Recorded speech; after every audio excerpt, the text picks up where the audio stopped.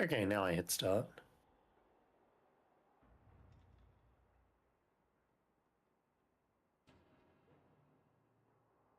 And now I very quickly munch. Okay. My cannelloni is still like steaming, so this is gonna be a little toasty. That was not my notification. This is my... Oh yeah, now you want to hit the shared chat thing as well. Yeah, I sent you the I joined. Actually, I'm gonna unjoin real fast because I gotta open on I gotta open it on the correct fucking Okay.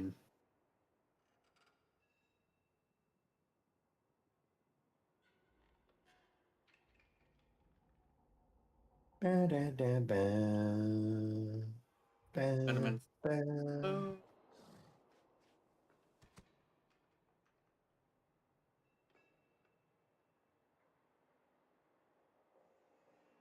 And I'm gonna start that song that I play while I'm waiting for first commercial.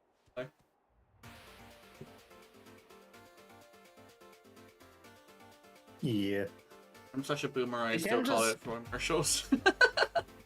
You can just go ahead and like bake those songs directly into the scene. That's what I've done. Yeah.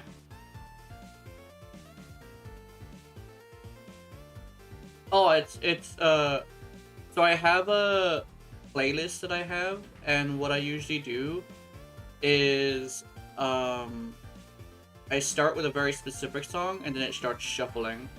Because I have it, yeah, I have it on a media player. And I was told never delete media player because it's almost impossible to find it on the App Store. Yes.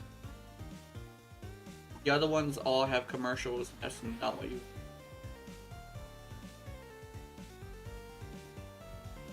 Yeah, I mean, personally, I just use I use YouTube Music for everything. And then just because I use YouTube Premium, so I can download YouTube videos. Ah. So I get ad-free YouTube Music for free.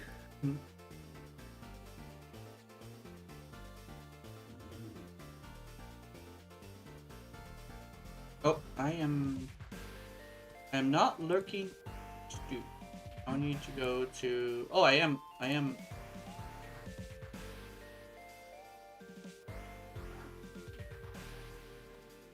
And go to Twitch, go to YouTube.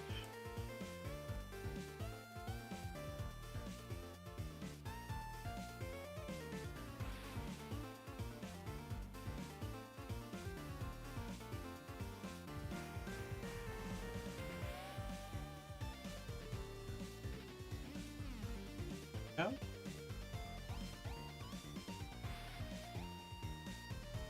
There's also a chance, very slight one, if she's awake, that my girlfriend might show up. Although she's usually asleep by now. Yippee.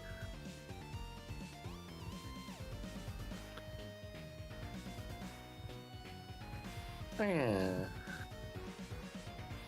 Just nomin. Cannelloni's yummy. Cannelloni's like my favorite vegetarian food. Yeah.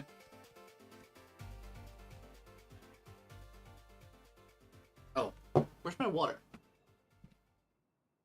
Oh, it's half full. I gotta go get another bottle. I'll be back.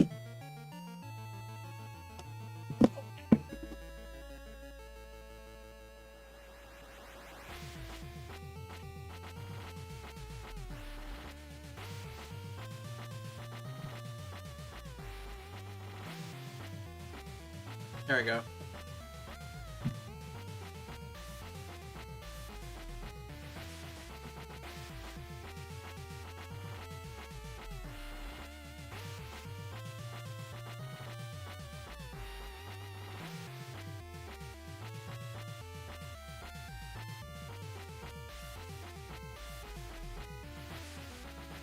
Oh!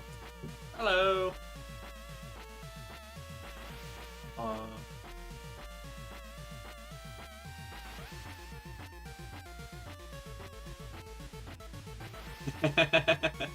Yeah.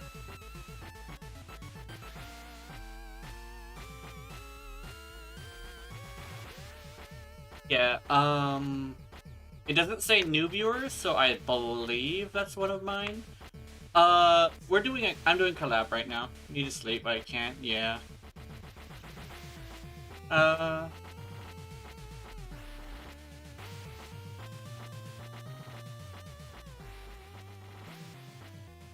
we I mean, yeah, you also... haven't started. Yeah, You haven't started the shared chat yet, that's fine. Yeah. Oh, okay, so it is one of mine, okay. Hello, Celine. That's a button you need to be hidden. Yeah. Oh, yeah, okay, let me hit that button. Where's the button? The button is... Start... Okay, I'm real too. Start sharing chat. There we go. There it is. There Aha. it is. There we go. There we go. Yeah. Yeah. Oh, yeah. I did make a new model. I decided to lean into, like, the theme. And I kind of sort of needed to, like, figure out what the theme was. So I basically sat there and was like, what do I do? And I just thought about what my content was like. And I was like, I'll try this. Mentally ill. It's Jennifer. Yeah. It's Jenna from Unfair. It's true. Yeah. It's true. It's crazy. Hey, yeah. What the fuck are we doing? I don't really have much to do, but I think we also need to prepare for Plague Star because I actually do need to build a few things since I'm a build tuber. Yeah. Yeah. I don't know what that needs. I could have sworn it was resources from Earth, but I don't know. Oh, hi, God's Opposed. How's it going? What up, baby? Hey, baby. How's it going? It's 3 for me. Plague Star, you kind of don't really need a build for. Oh, thanks for the follow. No, not build for. I think they said that in order to go to the higher level stuff, you needed resources. Although I could be wrong. Oh yeah, they make like a craftable thingamajiggle. I gotta quickly go and open my stupid little Peely packs because apparently I have to go to 1999 for that. Oh yeah, I gotta do that too. I'm gonna go to the sticker dimension. Sticker dimension. You build entry tickets. The heck you doing? Yeah.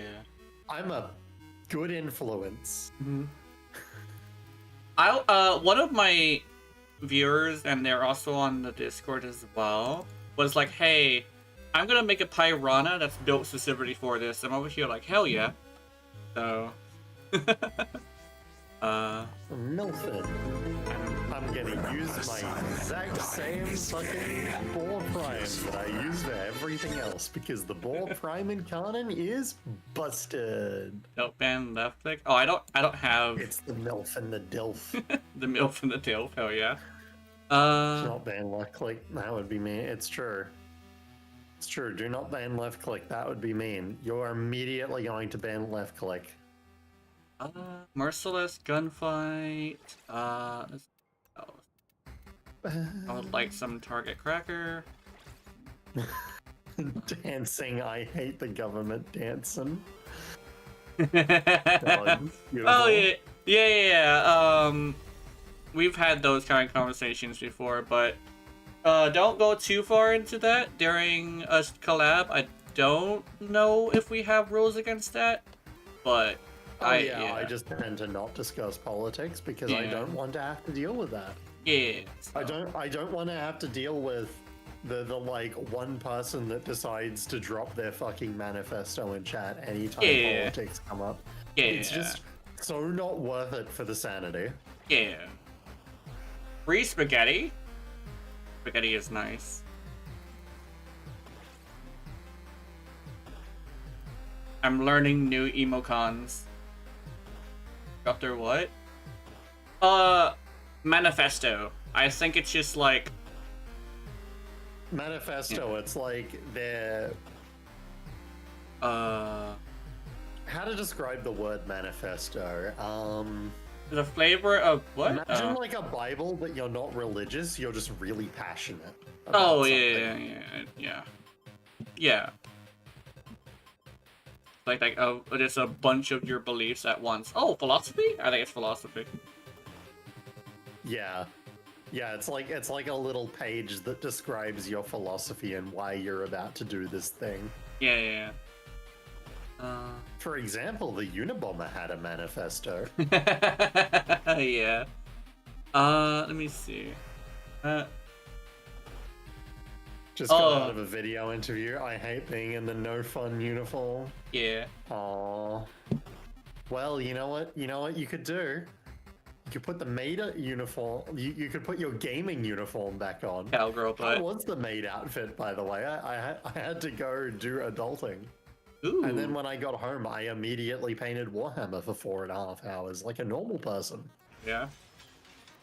I have a That's plan. definitely not why streams late or anything, because I sat there and I got lost in the I got lost in the doing golden details dimension. Yeah. God, it's so difficult to paint some of the little edge details onto some of the Space Marines, like shoulders and bits, without getting paint in the wrong spot. Ended. You could dress up as Turbo from hit film Turbo. That's true. That's true. We could. I've got some really big cardboard boxes, just to my right, actually. I'm looking at your shirt, and kid you not, my brain cannot process because you can see the between. Ready? Between? What is the between? Do you have like a MILF Titties shirt? Okay. I decided to lean into like the autism. So I decided to make a shirt that says, "I'm not an asshole, I'm autistic."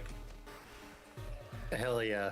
You know what you should really do? Also, hey Nick Roses, you should really go and get the JPEG for that. Hang on, let me make sure it's correct. The JPEG for that hat that says Dang, hobbies is how women we fear should me, do. fish fear me, men turn their eyes away from me as I walk, no beast dare, make a sound in my presence, I am alone, this barren earth. Oh my goodness. Currently wearing my suit.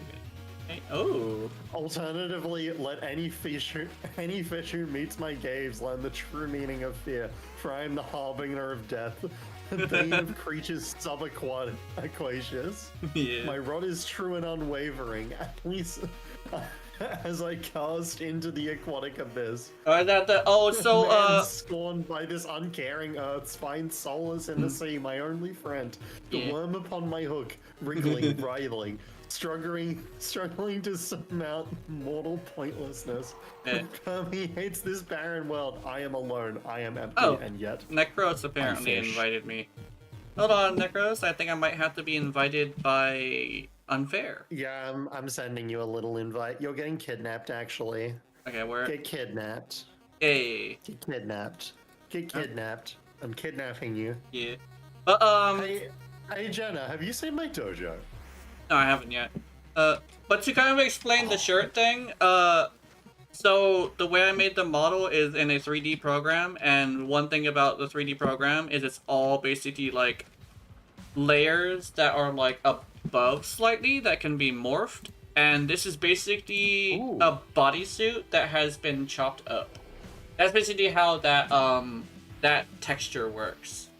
But it's basically forming to my body because it's technically a skin that's been like lifted a little bit.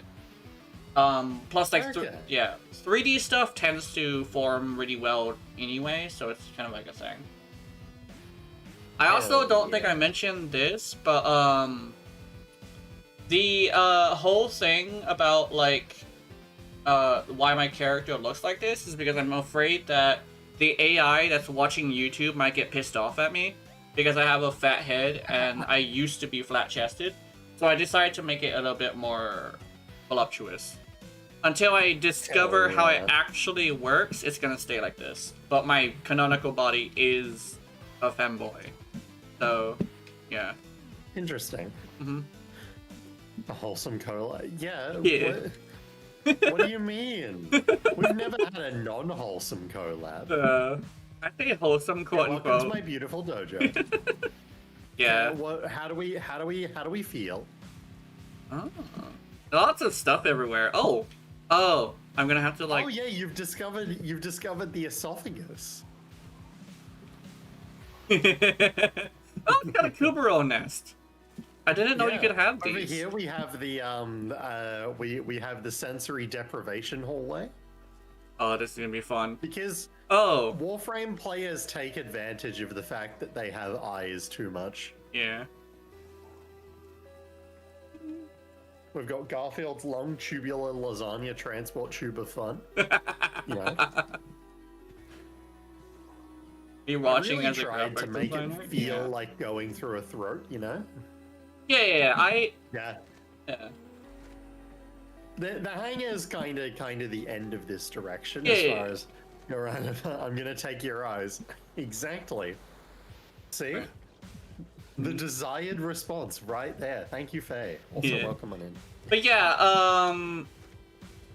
I do art, and I also don't do like this to my chest. It actually isn't supposed to look like this, but yeah, it's a weird thing when having to do models yourself without actually having like 3D art knowledge. Does that make any sense?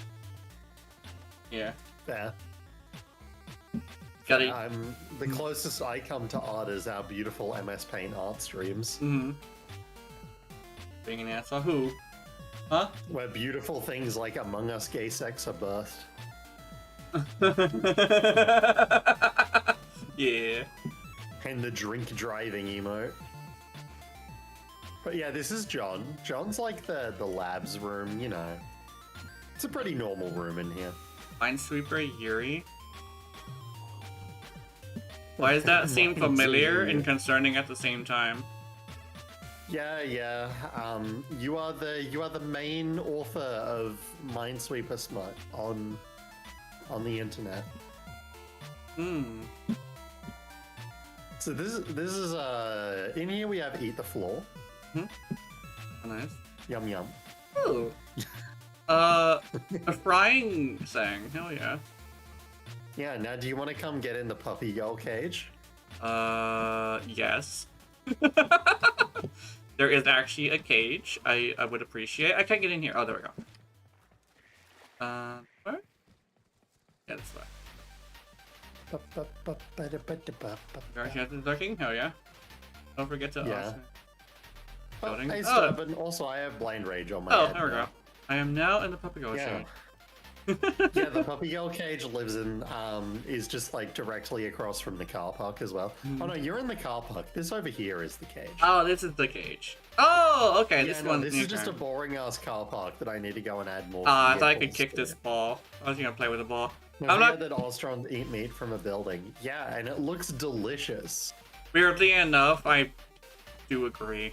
I wanna try the forbidden Ostron Tower like tuna. Yeah. I mean, it does kind of sort of look a lot like tuna, actually. I'm not gonna lie. Yeah, some bits of it look like tuna, and then some bits of it really look like pork. Yeah. Pork and tuna together seems like it would be a fascinating flavor. Yeah, I guess it just depends how you like to cook them. Yeah. But yeah, that's you've basically seen all the interesting parts of the dojo. Yeah, we can do some relics in a bit, Sturban. Oh, I mean, yeah, we have temple meat is absolutely human meat. Great.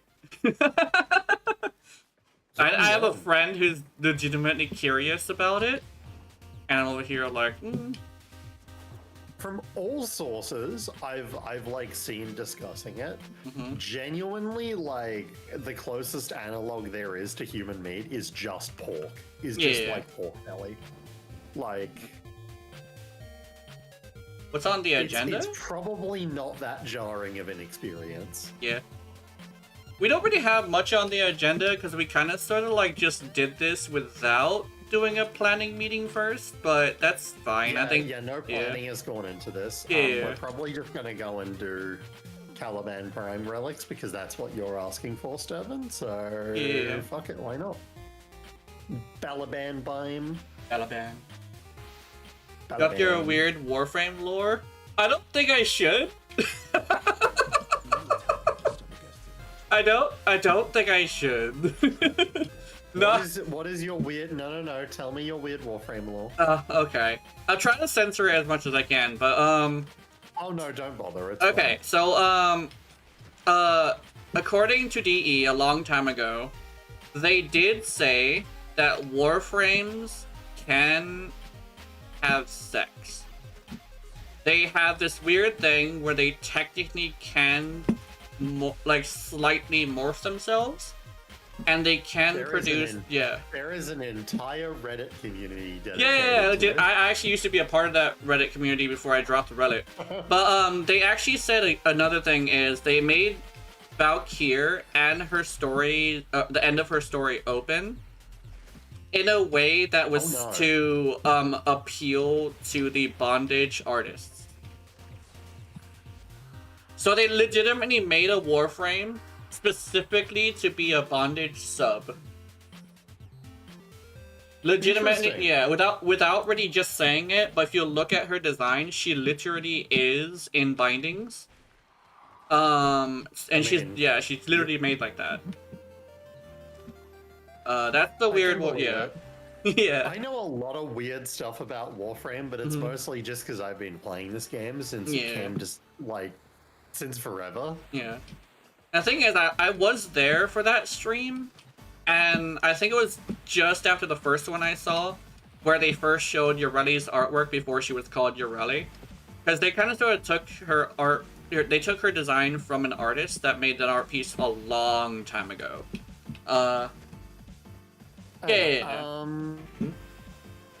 What Caliban parts do we need, by the way? I think we need a new optics still. By the way, the Caliban I found from this, I'm just going to give to someone. But fun fact, Valkyr has no skin. You're looking at Warframe muscle. Yeah, she was skinned apparently. Yeah, she was, yeah. Okay, which one are we doing? You are doing C13. Oh, we're still doing C13. Yeah, well, we didn't get very lucky, did we? Yeah. Okay, I don't have 100 thingies, so, and I only have 5, so I'm gonna drop, just run random shit then. Yeah. E2. Watch us get the Epitaph Prime piece and not what we're looking for. That would be funny. That'd be pretty silly. I could see it happening. I just built this Piranha, so I don't know. I forgot to switch it out. I thought I still had my Atomos. Oh my god, it's Jingle Balls. Jingle Balls. It's Jingle Balls. They must be a fan of Scary Movie. I've never seen Scary Movie, actually. Scary Movie is really silly. It's like, it's not even supposed to be taken seriously. It's just a bunch of raunchy jokes. Maybe some gross ones, too. Yeah. Cosby's isn't a Cosby. I want a kit Warframe so I can have a massive lore on the biology of Warframes. Yeah. But I do know, according to literally what our drifter says when you talk to Amir, that they are the way they are because they're actually formed according to what the infested understands about their personality, which is why they usually are like that. But the proto-frames are just DNA from them injected into them, which is why their personality doesn't match. Technically, Mag is like the one I point at the most.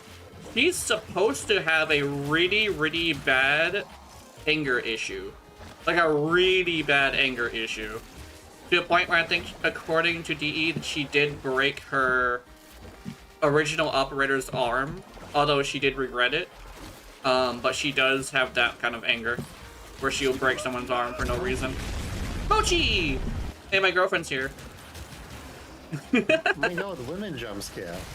Yeah. She's fun. Did I max this? No, okay, yeah, it is. I guess shotgun. Oh, I should be pressing the Kome buttons, hey. Yeah. Oh, you're playing Kome, nice. Yeah, I mean, We're in a survival. Yeah. Might as well. Mm-hmm. Prome's pretty funny like that. Oh, I do have one interesting question. Did you join the... I think it was the 5% of players where you do a level cap? No, I don't have any interest in level cap. Yeah. I've done it before. I just felt very like... Yeah. I had basically no feeling about it other than, damn, that was playing the game for a really long amount of time without doing much. Yeah. You were here with it to begin with? Yeah. Yeah, I know, like, Mochi, usually lurks, but she doesn't really talk too much because she's usually just happens to be in the background. I just usually draw attention to it just to let people know that she's here. She's like this. She's like the special viewer. Hello, Mochi. Hell yeah. There are 2 viewers that are VIPs in my channel. One of them is someone who has been watching me since literally day one. Oh, the nice. other one is the person who shit themselves in Really? my chat while watching my stream and then had the balls What's to happening? announce to everyone that they did. What is happening?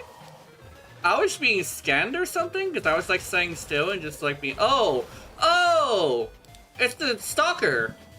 Is he after me? Yeah, the stalker's here somewhere. He's not dead yet because I don't know where he is. He's over. And I can't be bothered to look for him. He was over here somewhere. He hit me and then left. Where'd he go? I just found him. Where is he? Where is he? I think he's chasing somebody. Yeah. And see the horse from I finally found him. Yeah. Thank you for the follow, by the way, Mochi. Yay. I am usually hanging out in Unfair's chat sometimes because Unfair. It's true, you are one of my little goblins. Yeah. It's because, to be completely honest, it's because you play games I like. Yeah. I think I was mentioning it earlier, like in a passing comment, but I usually watch people if they play things that I like, because I usually come for the game. That's crazy. I only watch streamers who play who play FIFA games because then I can hate them as much as I want because I hate FIFA. Yeah. 91 win streak. That's my crazy strat. Only watch streamers play games that you hate. Yeah. Trust me. This is all entirely a joke, by the way. I refuse to ever watch a sports game. I don't like sports games either. I think... I'm not even sure how I can explain it. I think it's more like... I don't really like sports unless it's a combat sport anyway. So, yeah. Yeah. Yeah. Yeah, I've never been one for ball sports, but there's other things I've gotten into. Like, I'm into motorsports. Yeah. My thing for combat sports is pretty big. I know when I visit my sister, I'm usually sitting on the couch watching UFC, but that's if it's playing at the time. I think I'm not as big of a fan as her husband though. Jade in the helmet, how bad am I? I mean, it's entirely subjective. There is that's the thing. You can play Warframe with every frame. So who am I to get really upset if you don't use the frame I want you to use? No, you must all be Nova mains. If you play anything other than Nova, I'm immediately coming with the big scissors to remove your yeah. I met one person like that, and I really don't like that person. And I also that's crazy. Yeah. It's it's in the name. It's video game. It's all about having fun. If I find I love Warframe, but oh my god, there are some real people you occasionally will meet in the Warframe community that cannot handle the fact that other people also have their own ideas and brains and functioning little thoughts in their head. There's I always talk about this person a lot, and weirdly enough, it's fucking life support vacuums. Yeah, it seems like I'm just obsessed with him, but more like he's just a good example as to what I'm talking about. Is Nightmare Frame. Rent free in you. No, you're renting right now. No, it's just the fact that he's a good example of what we're talking about. Is Nightmare Frame. I do mention him a lot, and sometimes use him as an example and like explain why it's a problem, but I don't feel like having that conversation. I've had it like twice this week. Last week, I mean, yeah. Because you know what, that always comes up with like the whole thing. Just put Prime sure-footed on Atlas. That's enough said. That's all you need to know. Yeah. End of sentence. Lore ball ass? Who? Ball ass has a massive hate. Oh yeah, oh that's what you're talking about. I know who you're talking about. Yeah. I think I'm a weird thing where I like your buddy mostly because it started off as like a hate pick because everybody hated her, so I was like, I'm gonna play her because you guys hate her. And I found out that I like her, and eventually I just kind of sort of made her my main because she ended up being like the only frame I liked. And the more people gave me pushback over it, the more I attached to her, which caused me to get a little bit of an obsession. A little bit, not like really bad, but it's bad enough to be concerning sometimes. Do I have unlimited ammo? Am I tripping? I do have unlimited ammo. Okay. There's always the possibility. Yeah. I think with headshots, that's not what my gun does. My gun just kills them really hard instead. Yeah. I have unlimited ammo, and I have a secondary that's a shotgun. I am happy. It'd be much more happy if I could have unlimited bubbles, but I didn't bring the compressor today. Yeah. Need sleep and wake up in 2 hours from now? Oh, okay. Go to bed. Good night, Selena. Why? That's the kind of question we don't ask trios. Just don't try and understand it. It sure is. The thing is, I kind of sort of don't really know why. That's kind of like the thing is like it gets to a point where it's like I really don't know exactly why it's such an aggressive hate. Because like, I understand like if she's like buggy, because she was very buggy and had to get like a few things put into her, but after she was not buggy, it's weird that she still thinks she's still the worst. That's odd. It's incredibly simple, and the Warframe community tends to, and I understand why they do it, like why a lot of people do it, and like I'm guilty of it myself, but the time the point in time you experience something in this game is kind of when you form your opinion on it. So therefore, when something gets a buff or a rework later, unless you go back and you manually give it a second chance, you're always just gonna kind of forget that little buff happened. Yeah. And you're gonna just revert to your base opinion. Yeah, it just is what it is. It's the first impressions are everything, and you never get another first impression. That's what it is. Yeah. I figured that's what it was, but I was like, it couldn't be that simple, right? Okay, going back to good. I'll see you in a bit. Not a bit, but I'll see you later, Mochi. Good night, trios. Have a good time. I hope I'm able to at least entertain you while you're doing your thing. They were a graphic designer. You don't flipping sleep, yeah. Or is looking alright. And hearing, nice. Yeah. That's good.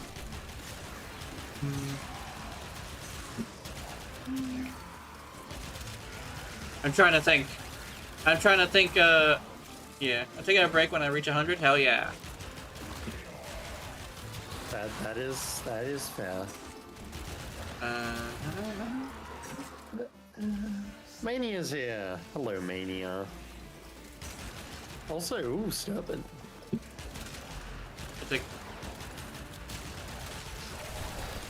Oh yeah, I forgot. This turns into 2 guns when I kill enough people. That's why I'm going fast all of a sudden. Okay. We love Incarnon weapons. Yeah.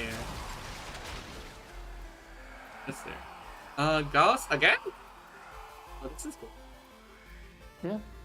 Oh well. I was just admiring your fashion and weapon choices.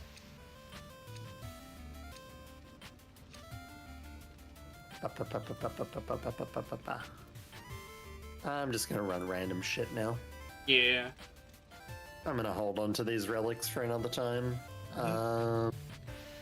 Random shit.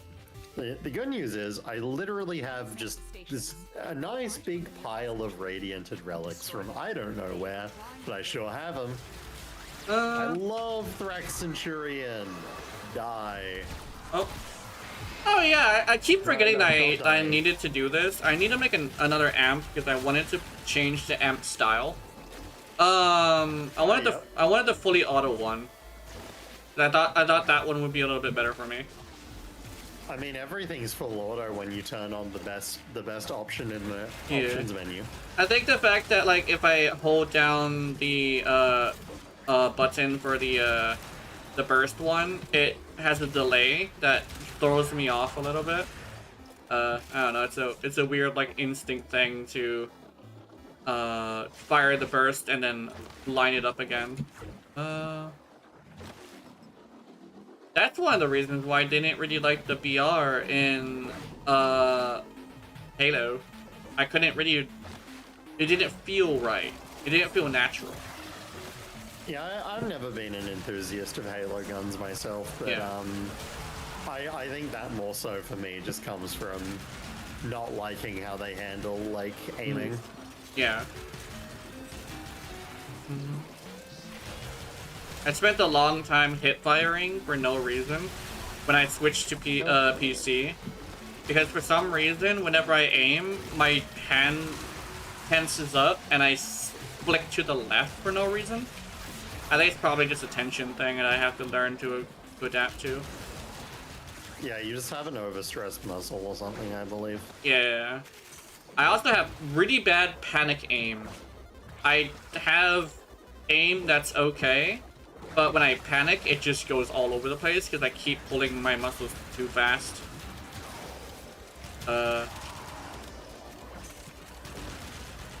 When I was trying the PvP for Destiny 2 earlier, I actually had this weird thing where I was overshooting my aim until I reached the, I think the 5th and then the 5th, 6th, and 7th match.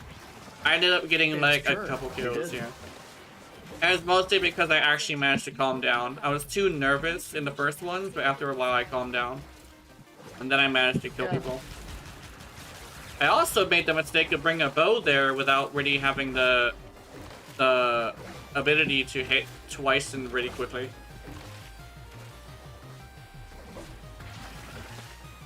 And then immediately got sniped by a bow twice afterwards, and I was like, maybe I just suck. Yeah, I mean, bows are, like, provided you can hit shit, bows are really fucking good in Destiny PvP. Yeah. Especially if you run what's fucking called Midnight Dragonfly or some shit, that fun exotic bow that does all the schmoisin. Oh yeah, the poison bow. I used to love that thing. It was actually the first bow I got. It was when I realized for a while. Yeah. It's when I realized my one true love in PvP. What's that?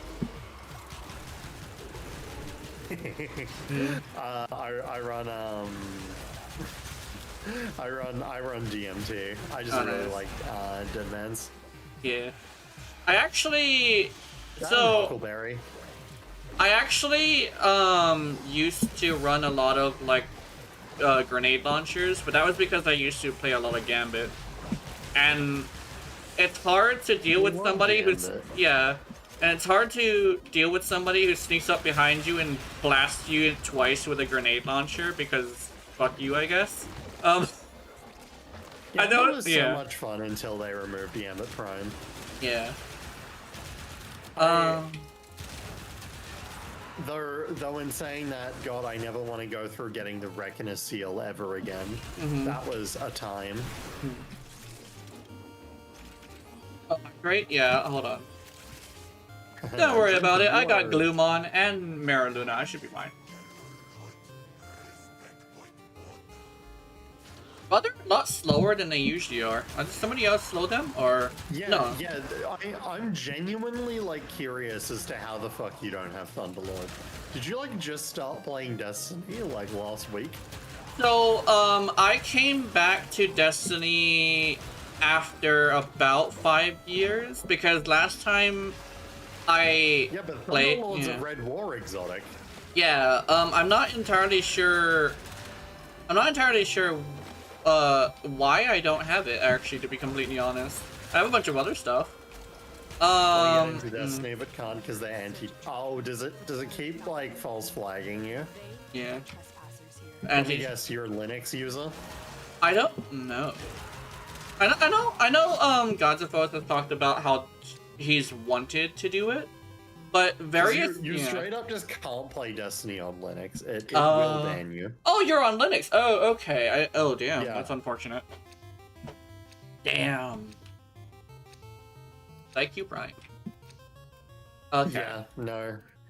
Bungie has no real interest in allowing any program that really interacts with your Destiny whatsoever to exist. Yeah. It's why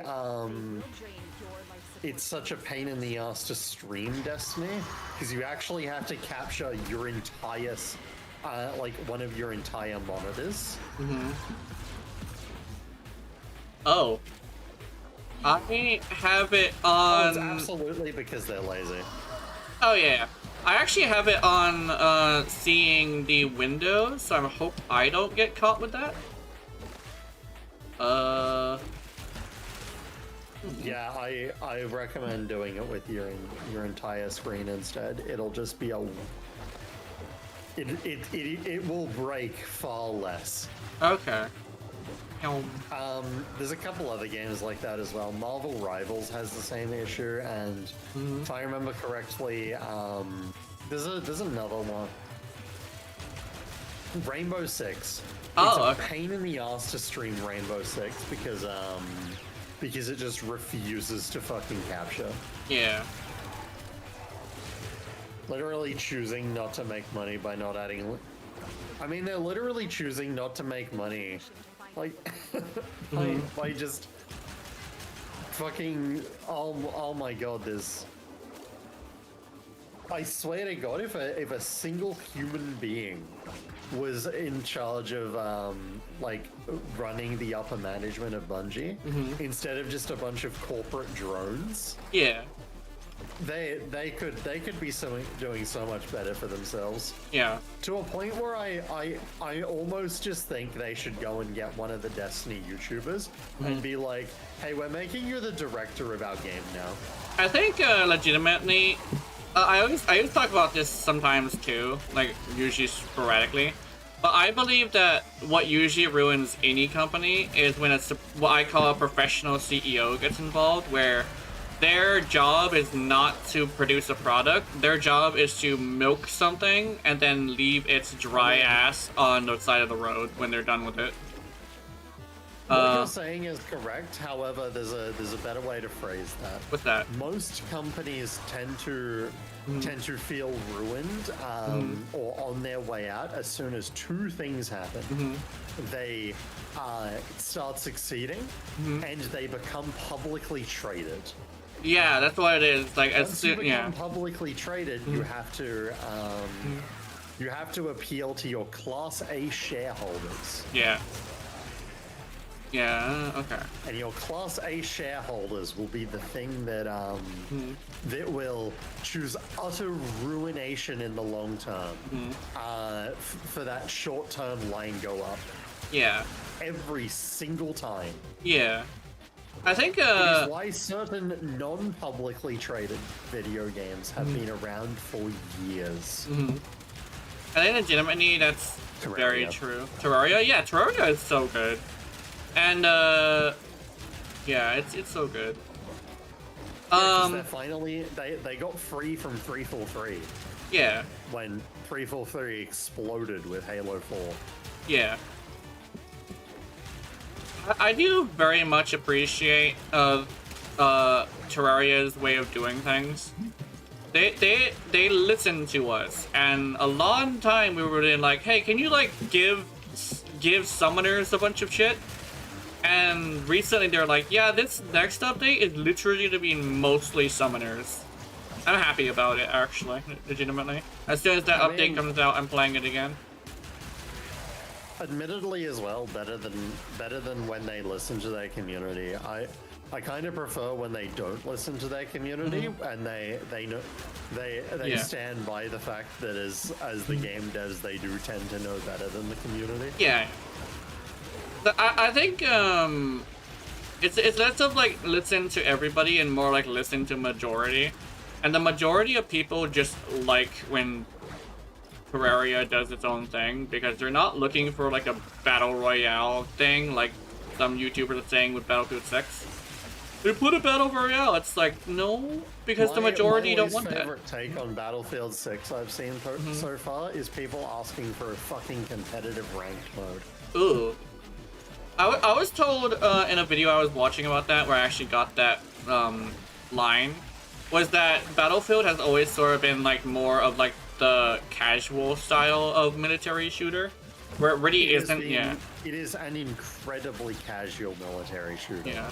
I think I would really like it. The funniest ways to kill people is to run around and squirt them with your blowtorch. Ooh, that's funny. I think I really like casual stuff. 3 people sitting in the back of a helicopter with the repair blowtorch. The helicopter can shrug off infinite tank rounds. That's funny. Because you can repair the helicopter faster than the explosion animation can fully play. Oh. When I have to revive you to death. Exactly. Exactly. You can run around zapping people with the paddles. Gamers would be terrible at running game studios. I think I agree. I think it would depend. It would depend on like whether or not they actually had knowledge on how to make what they want to make. Because I remember like usually companies that are really good started off as gamers making what they want to make, but they also have to have the skills to actually do that. And they also have to have the willingness to like actually say that they're trying to make like other people happy, right? And if they're just trying to make themselves happy, they're gonna start making something that's really stupid, and nobody wants to play except for them. Yeah, the average gamer is not familiar with the game dev process or just how much things get cut, how expensive things are, and how long things take. Yeah. I actually was doing some game dev stuff. Every year or so, I get like an itch to start trying to do game dev stuff. I find worse than a Huh? It's an interesting debate to go around in circles on. Yeah. It's really a case of it depends. Big quotations. It very much depends on the situation. But also, you've got to understand that from a professional CEO standpoint, that CEO, even with the best intentions, their hands are literally tied. Yeah, that's very true. By the time they've been brought in, they're already a publicly traded company. Yeah. So if they don't do what their Class A shareholders want, they won't have a job. Yeah, that's very true. So we can hate on CEOs as much as we reasonably should. However, there is a lot of cases where there's absolutely nothing they have. There's a lot of cases where a CEO purely exists to be a public billboard that everyone throws shit at. Okay, that makes sense. And that's a lot of the time one of the reasons they get such an exorbitant wage. Yeah. Because when you become a CEO for a public-facing company, hi Bunny. Bye Bunny.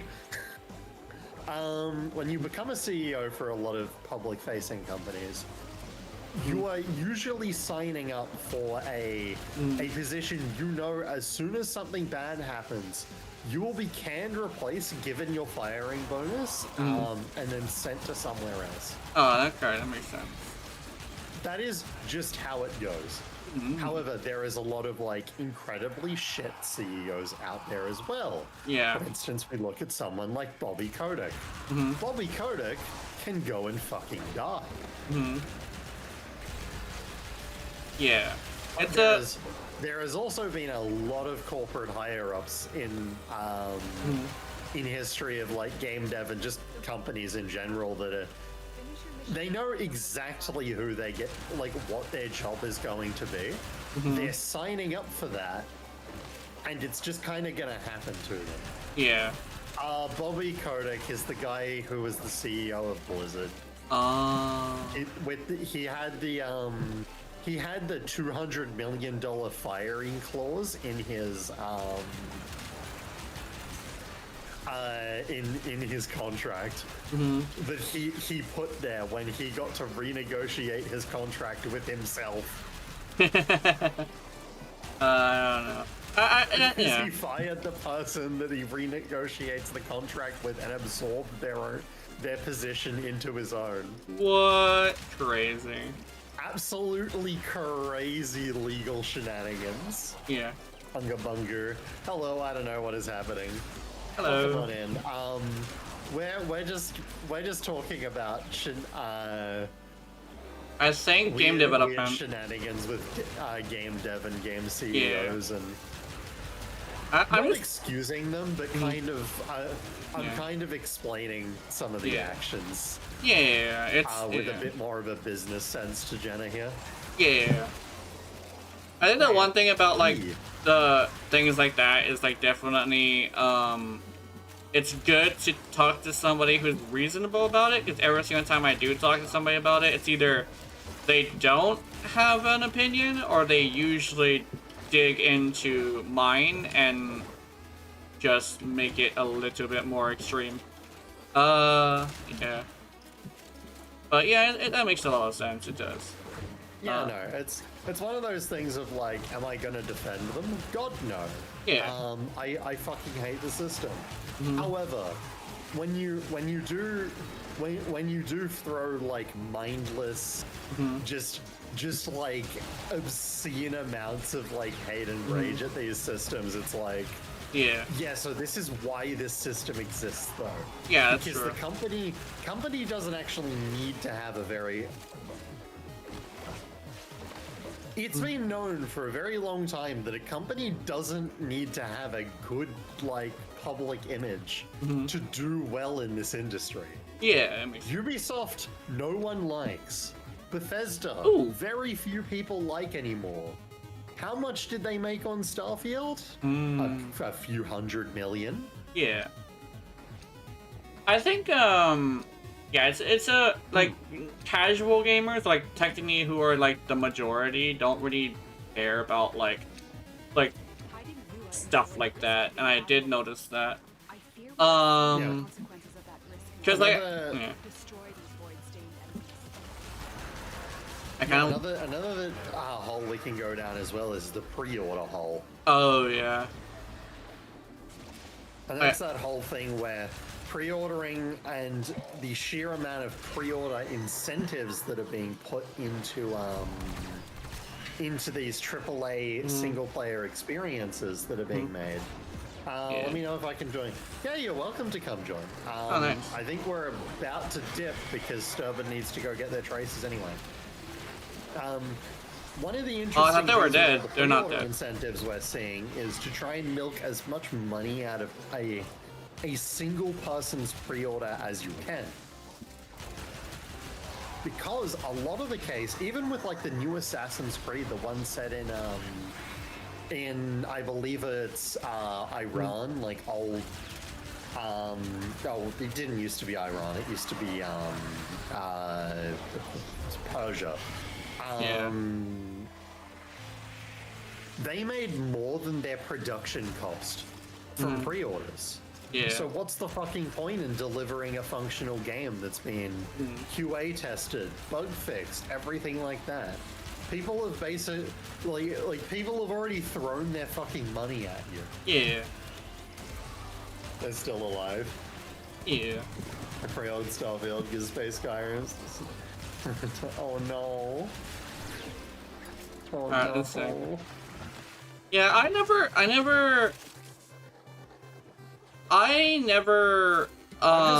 played Starfield. Yeah, there we go. I don't really know. I actually don't really know why, honestly.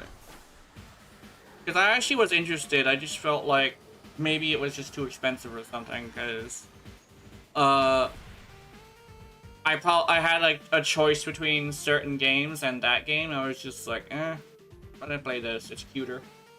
Because I think I mentioned this before, but I'm like really, really vain to a point where I've actually passed up really good games just because it didn't fit my aesthetic. Yeah. They're still alive. I thought the Japan one killed them. No. So the other lens you need to view it for is when you're going into this kind of model. What is the number of sales you actually need to make to make a profit? And on the Assassin's Creed games where they make them for roughly about $100 million US. That's what? That's like you've got to sell it's like you gotta sell about 100,000 units of your game, right? Oh, easy. That's not too bad. Yeah, easy. Easy. Most of these games, when they come out, they've got 17,000 people playing them on their first day anyway. Yeah. Plus, you then have stuff like PS Plus and Xbox thingy exist. Game Pass. Game Pass will basically back. Oh god, how much money did Game Pass pay Bethesda to put Starfield on Game Pass? It was a couple $100 million. I'm pretty sure Bethesda broke even purely on Game Pass. Yeah.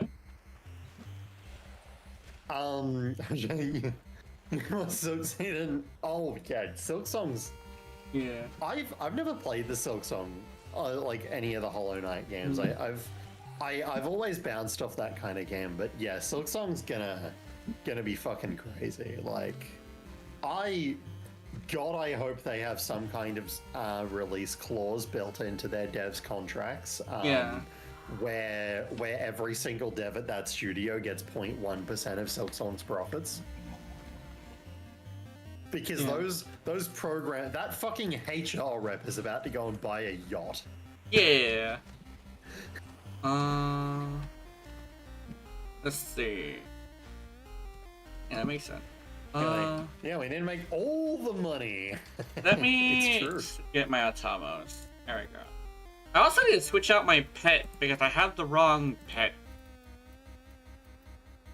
I don't know if I want Dirgia or not. My favorite thing to ponder is if a company manages to absorb every other company in existence and have 100% market saturation, do you think they will just take their amount of money they have and never gain any more and say, we did it, we won?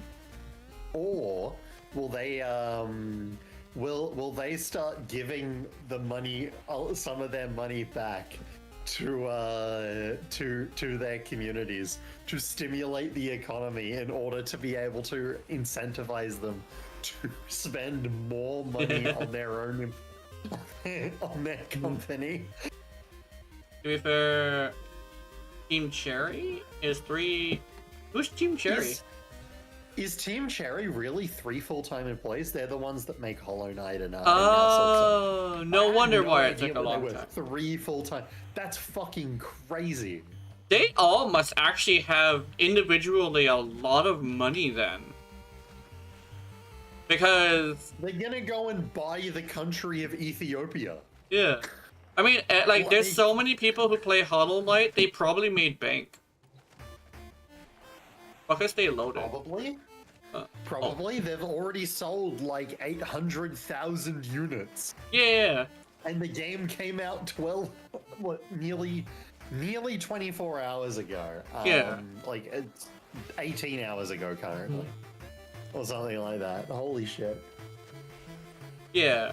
Steam all-time high of 500k. Yeah, it's crazy. And then you gotta also keep in mind as well, people who are playing isn't always how many people bought it, because there's people buying it over time after they hear those 500,000 people say it's good. I think. Yeah. Okay. So my assumption of like 800k units is probably way too small. It's probably closer to like 4 million. Yeah, it's a lot. Like they sold a lot. Yeah. I remember the closest thing I've played to that was Sultan Sanctuary. Yeah. That's technically my first Souls game. Besides, like, I think I played Demon Souls when it first came out. Hell yeah. Before that was a thing. Yeah, I straight up would not be surprised to like to hear that Team Cherry's probably already made 200-300 mil from Silksong, which is fucking wild. Just wild shit. 11 employees, 3 full-time, Slime Girl says. Okay, 11 employees, 3 full-time. Yeah. Hell yeah. I think it's really interesting that they have a bunch of part-time, but I guess it kind of makes sense. Yeah. Because if you have your artists and your like musicians and all that be part-time. I would say they definitely did really well with the art. I'm not like a huge like art person, but I will say like from what I've seen, its art is really good. It's always had this, the Hollow Knight and in extension, it's always had like a really fun like Tim Burton art style to it. Yeah. I say I'm not really into art, but then again, whenever I feel like making an art piece, I watch like dozens of art videos. A hentai artist. Yes. I think you're into art then. Oh yeah. Well, I don't like make money off of it. I just post it. And I also usually don't say the name of my adult profile on stream just because. That is big and chunky. That is not exactly within TOS. Yeah. But yeah, no. When are you gonna go and make your fucking? Surely you go set up like the Warframe hentai like Patreon or whatever. Yeah. I mean, I don't think it's... You get in on that floor. I used to post there, and I actually posted there a lot, but on Reddit. But I ended up having a fucking lots of arguments with people on Reddit, and I started like freaking out because it was also like not helping when it came to like other stuff. It was the whole time that ended up being a bunch of stuff, and Reddit wasn't helping. So I dropped Reddit until as a person who uses Reddit frequently, I have never once commented. Yeah, I think I actually came back recently. I used to have a rule to never go on Reddit, but I actually decided I'm just gonna come back when I feel like I'm ready.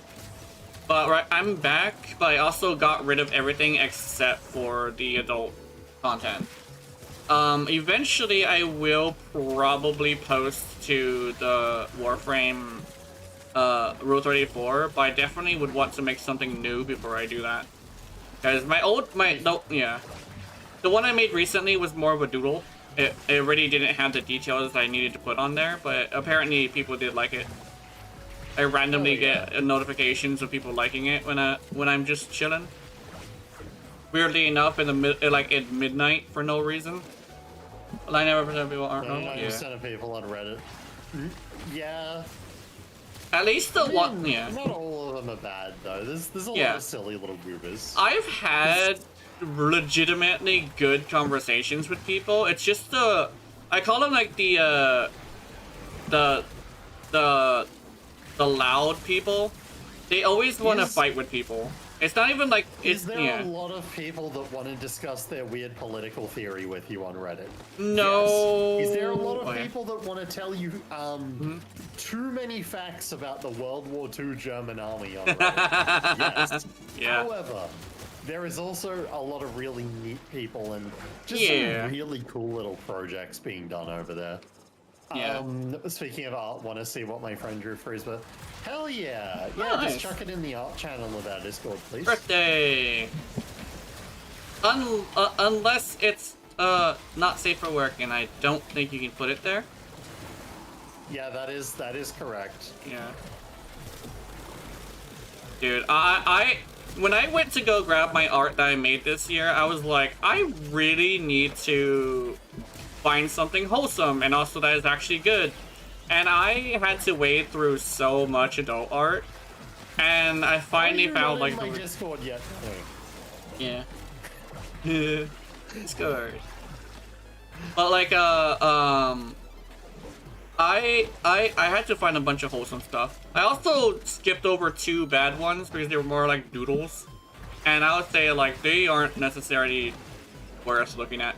Yeah. You don't have Nitro? Oh no. Well, I actually got rid of Nitro because I had too many subscriptions. I needed to get rid of some. It's every Discord I have to yeah. Mm-hmm. Oh, okay. I'm glad that I've made the cut, the 100. Yeah. Hey, Nobot, how you doing? I don't subscribe to anything but Fraught News? I'm doing good. What's a Fraught News? I've had a long day of painting my silly little plastic. You mean when 100 Discords? Yeah. I actually had to do a sweep of Discords to get rid of the ones I don't use. One of them I really like reading their conversations because I find them funny. But they usually message me to see if I'm like still active. And I just had a conversation with one today during stream when I was waiting for my friend to come back, but he never did. I think he went to sleep. Fair. Yeah. Yeah, I've found a lot of interesting Discords that like it has happened more than a few times now that a random Discord I've had buried I'm alright, just trying to start out in trading. I'm in pain. Yeah. Are you using Warframe.com or are you trying to use trading chat for some reason? Because if you're not using Warframe.market, please use Warframe.market. Yeah. It is such a good website. It's a little bit difficult on console, but it's worth.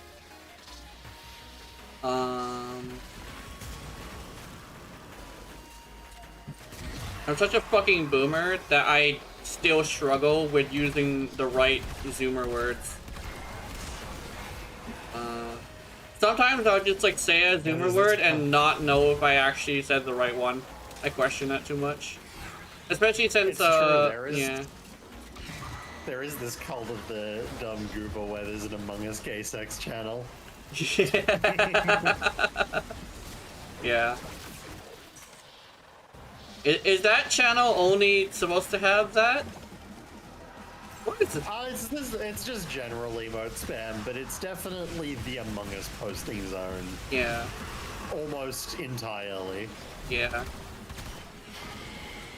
Our alleged boomer is like 30. Alleged boomer is like 30. Yeah. But my thing is that I also haven't been on the internet until like 7 years ago, like legitimately. So internet culture blows my mind. Like I'm not even gonna lie, the internet is so new to me that I'm still learning some crazy things that are like basic to you guys. Yeah, damn. Hey Dracolite, welcome on in. Also, no, you're using trade chat. Please, no bot. Go ahead, sign in to Warframe.market. Use that instead. I'm gonna hit this thing. It's 1,000,000 times better. And super smut. Well, whenever I hear that, I imagine a certain game, but I know that is a thing. It's time to drink water. Oh, I haven't gotten that one yet. 2018 was a wild time to get into the internet. Yeah.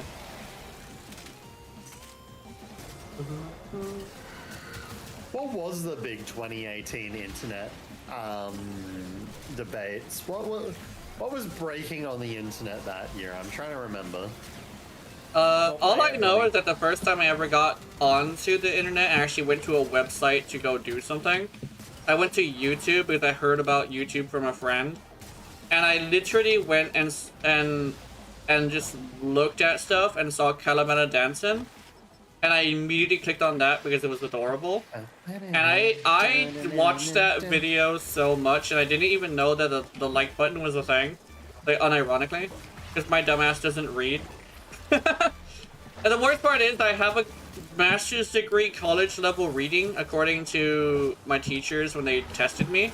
The problem is that I don't do well when it's when there's too many small words, they said. And they said I might need glasses, and they got me checked, and it was like, yeah, you need glasses, bro. And I was like, oh, okay. Shit. Never got glasses until like recently. Then lost my glasses. That sucks. Yeah. As someone who's been wearing glasses for like 15 years, fuck glasses. Yeah. 2018 is Big Chungus year. I did get confirmation. I like that, by the way, Bunny. That's really neat. I did get confirmation from my girlfriend that I do look good in the glasses, but I lost my glasses, so I'm sad about that. I actually decided to take it off my model just because, you know, I figured that because I lost my glasses, I think my model should too. Yeah. Oh shit, was 2018 YouTube adpocalypse as well? I think that's one of the first things I was hearing about too. Yeah, the adpocalypse. I think 2018 was YouTube adpocalypse. That was like the first one, I think. And yeah, no, that's when Ark was big. What else was 2018 when Fortnite was like just really starting to explode into the mainstream? Yes, I think so. I actually remember when Fortnite. Okay. Yeah, I remember when Fortnite was a fucking what's it called? Tower defense game with guns, like Dungeon Defenders 2. Because I remember playing Dungeon Defenders 2 as well. But I figured I didn't want to play Fortnite because I wanted to play Dungeon Defenders 2 instead. Back then, the community was really nice too.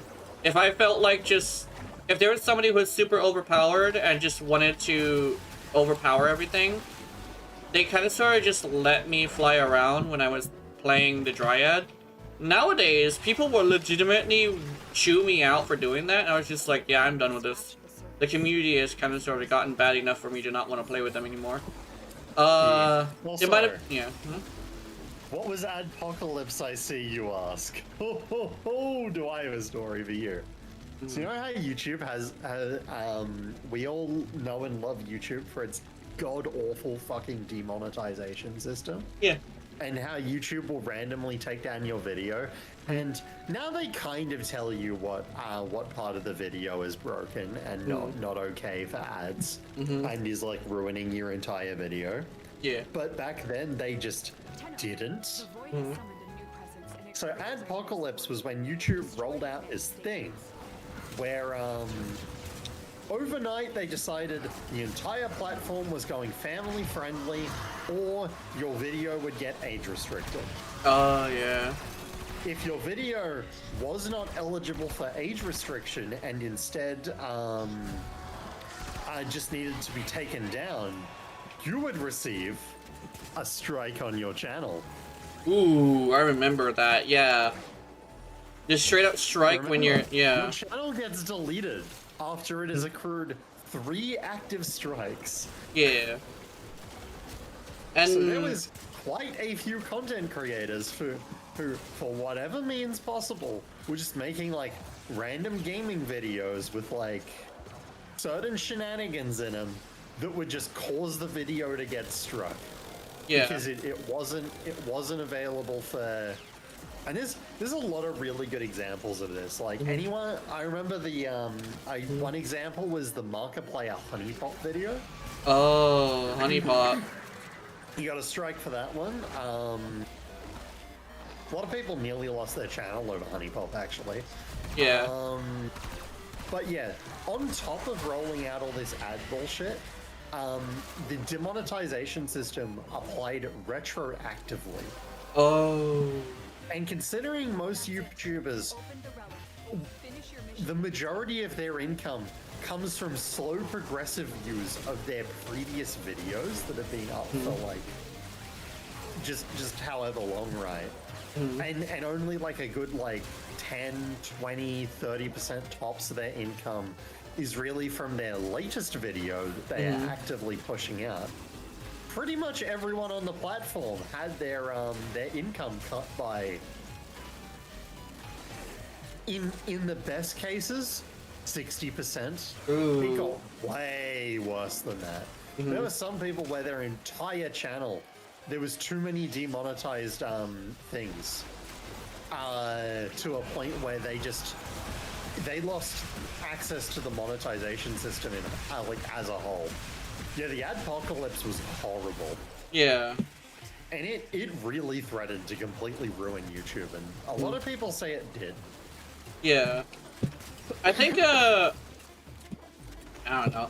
I think, the one thing I think would, kind of ruined it is, well, I wasn't there before that, but, like, one thing I do know that a lot of people say ruined it is the fact that, like, they have to be so careful with, like, their words.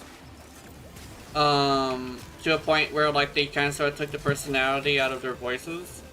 Which I kinda get, but, I think the thing I heard from somebody was that it can't be the point of your video. And because you're being watched by an algorithm anyway, you just gotta, like, not just constantly drop bombs all the time. Yeah, the algorithm's constantly changing. It's also changing, yeah. Yeah, it was amazing watching OnlyFans literally just decide to commit fucking ritual suicide. Yeah. Yeah, no bot. Please, for the love of God, open up Warframe.market, and anytime you want to sell something, check the price it's going for on Warframe.market and just sell it for that. Yeah. That'll trust me, it'll go so much better for you. Okay, so what I actually found that's really interesting is when I usually go to the cheapest one and also find one that's also pretty expensive. And it's probably like pretty toxic, but I like getting a guaranteed sale. So I usually go to the cheapest one that's maxed out and just say, yeah, I'm gonna go like 10 or 20 plat less than you. I think it's mean, but I don't like sitting there for too long. This is called undercutting. Undercutting is how the entirety of video game economies work. Yeah. It's fine. Honestly, undercutting is how the entirety of economies work, full stop. Yeah. I use a Leica frame. Yeah, I mean, I wouldn't be surprised to learn where that a Leica frame is just scraping directly from Warframe.market though. I've heard that some people who are really into it will go to either a Leica frame or the market in order to find which one is selling for more and just undercut that. Which is funny because apparently, like, in sometimes one thing is like hundreds of plat more. So because they're like two different communities, because they're two different sites. And sometimes it overlaps, but not all the time. So you have a bunch of people selling it for ridiculously different prices. Like ribbons. Apparently, from what I heard, a Leica frame has a weird thing where ribbons are a lot cheaper. Or was it cheaper or expensive? I forget which one it was. Leica frame is literally just scraping from Warframe.market. Yeah. So everything's the same price. You're interacting with the same people, but it's just using an API. Yeah, that makes sense. Leica frame, Warframe.market, that's just the non-trade chat price for something. Yeah. Trade chat prices will always be more expensive. Oh, yeah. fucking impossible to sell anything in trade chat. I remember I still have a friend technically. He's actually in the inner circle, but he used to sit in trade chat constantly, and I think one time I even said, "Hey, can you sell this?" And he just literally did just sit in a conversation with me, for like an hour. I forget what we're talking about. I think we're talking about a completely different game. But he would just sit there and like try to sell the thing I wanted him to sell, which was cool. Hey, Azeroth. But he actually stopped playing Warframe altogether. I think he actually ended up running into issues, IRL, and actually hasn't been on Discord in a long time. Damn. Yeah. Yeah. Okay, can you go ahead and sort out Bunny's Discord role and that kind of thing, by the way? Thank you. Oh, you're alive. There we go. As a general rule, when you participate in the Warframe trading chat instead of going to an external website,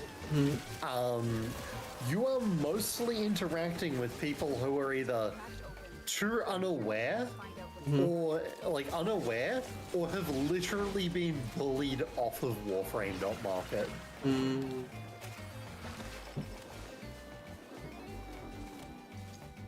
Tumblr? I forgot what Tumblr was. I remember hearing about Tumblr. Tumblr was just Reddit for... okay. Tumblr was just a different Reddit, different kind of community, different kind of sense of humor, that kind of thing, but... Yeah. For all intensive purposes, like, if 4chan is edgier Reddit, then Tumblr is anti-4chan. Yeah.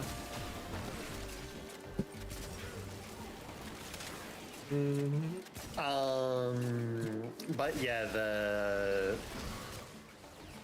Tumblr had this interesting thing where, for a giant community of queer people, and like people that were into like fanfic and all that kind of thing, and like discussing that kind of stuff, they would just do this. They just wanted to roll out this silly little idea where they would ban all NSFW content from the website and enforce a PG-13 policy blanket across the board, therefore instantly killing 98% of their user base overnight. Yeah, I think I do remember hearing about that. And Tumblr is still around, kind of, but like, it isn't remotely what it used to be. Yeah. Like, it was always gonna die out a little because, like, some of the biggest Tumblr pages were like, for instance, one of the bigger Tumblr pages for a time was the fucking, the Hunger Games blog. Yeah. Like, okay, that one isn't gonna last forever. Holy shit. Yeah.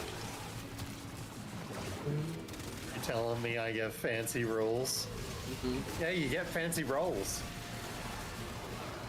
Basically, you just get a roll so that I know that you're... It's easier. It is impossible to search anything on Tumblr, even though you know... Yeah, it's... The biggest failing from the entire website was the fact that it worked like worse Instagram. Yeah. And there wasn't a keywording or like real tagging system that actually worked. Yeah. Yeah, I think I think I know that like what usually causes any website to live or die is its ability to search for what you're looking for. I usually touch upon like adult stuff, and I say like a lot of the time, a lot of them don't really search, or they're not very good at searching for stuff. When you know damn well what you're looking for, but can't really remember what the title was, searching for it is a pain in the ass. Yeah, like the broad answer for what causes something to live or die is it's just audience retention, right? Like, yeah. How long can we keep you there? How frequently can we bring you back? Yeah. And then there's so many things that go into audience retention.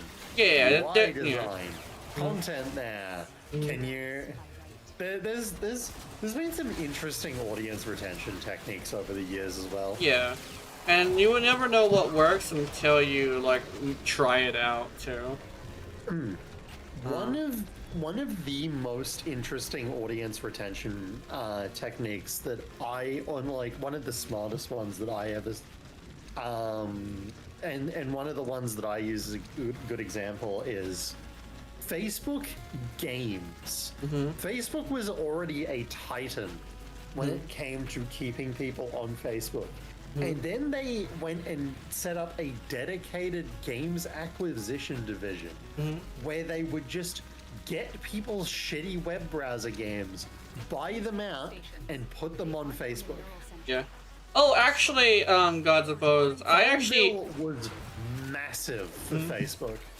I actually know that there is other options. It's just that the other options are kind of shit. I actually used to be on BitChute, which was like the big one that people were talking about. But that thing's like why I say like being able to search for what you want is really important, because I couldn't search for something specific like at all. Like when I would ask for something, it would give me other shit. So that's like the biggest thing BitChute had as like a big problem, to a point where that site died really quickly. Usually I'm late to stuff and I usually stay too long, but I was like, yeah, I'm not staying here. This is gonna die.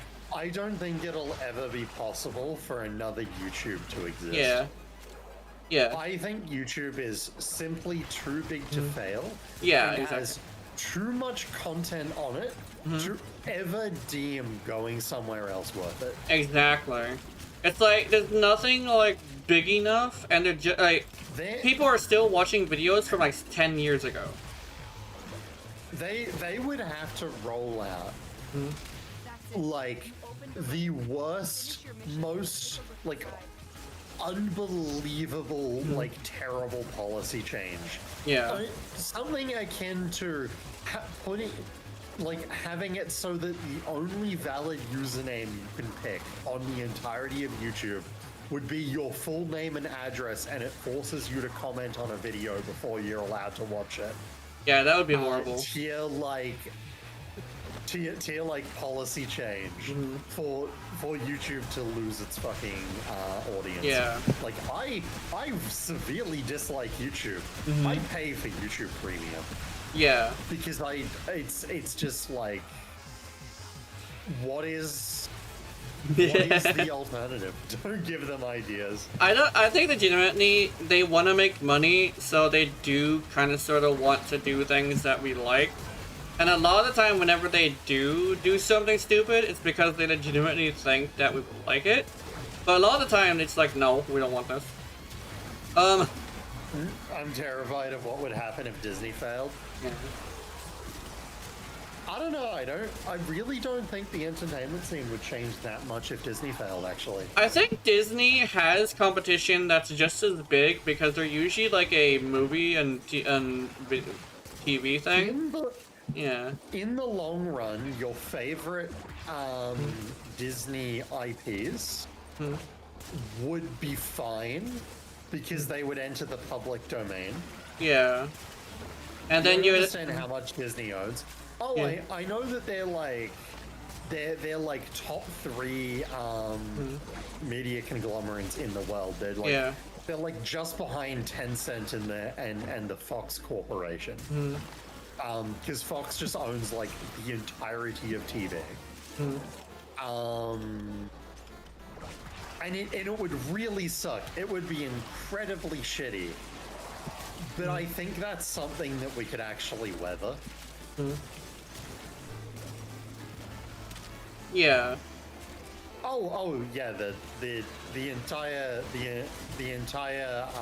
American films industry would just implode. I think there's options as well in the American thing, because we have other things besides become a very funny version of the Rust Belt. Yeah. I think I also think like some people say, oh, I want to go to Hollywood. I've seen like pictures of Hollywood. I'm just like, those skies are gray. I don't think I want to live there. But then again, I live in fucking Hawaii, so my skies are blue. But I think that's I don't really understand the appeal of wanting to live in Hollywood. Kinda, it's very pretty. Okay. As a normal person, I don't think you want to live in Hollywood. I think when people say I want to go to Hollywood, they're either going there for touristy reasons, mostly to see their favorite movie shit, or because they want to try and make it big. They will not. So it's like it's like I always say this is like, it's kind of like I think of content creation in general, like even if it's like a professional one, like an actual actor, as like a sport. You can do it all you want, but like when it comes down to it, only 1% of the 1% will ever make a living doing it, and only the 1% of the 1% of the 1% will change their lifestyle because of how much they make. It is far more than that. Yeah. The entirety of Hollywood is an in-group. Yeah. You will never get that place, that like minor role in your first movie without knowing someone who knows the director. Yeah, that's true. It will not happen for you. Yeah. That makes a lot of sense. There is like one success story every few years that comes out of Hollywood that's like this actor that walked in and managed to do their rehearsal, and they came from like the London theater scene or something, and they blew everyone away, and it was like their first movie. I'm talking about Daisy Ridley, by the way, who basically just haven't seen in movies since. Yeah. She just kind of disappeared. She's been in like 2 or 3 that I've seen since, but like, yeah. Yeah. Someone who has been, lives in Norway. It seems very, yeah. Yeah. Yeah. I think How are you finding living in Norway, by the way, Bunny? Have you got like a decent grip on the language and stuff yet, or are you still struggling in that department? Though in saying that, like, apart from like governmental paperwork bullshit and that kind of thing, you really can do Europe without like speaking the language pretty well. Love it. Hell yeah. Has anyone suckered you into trying mink whale yet?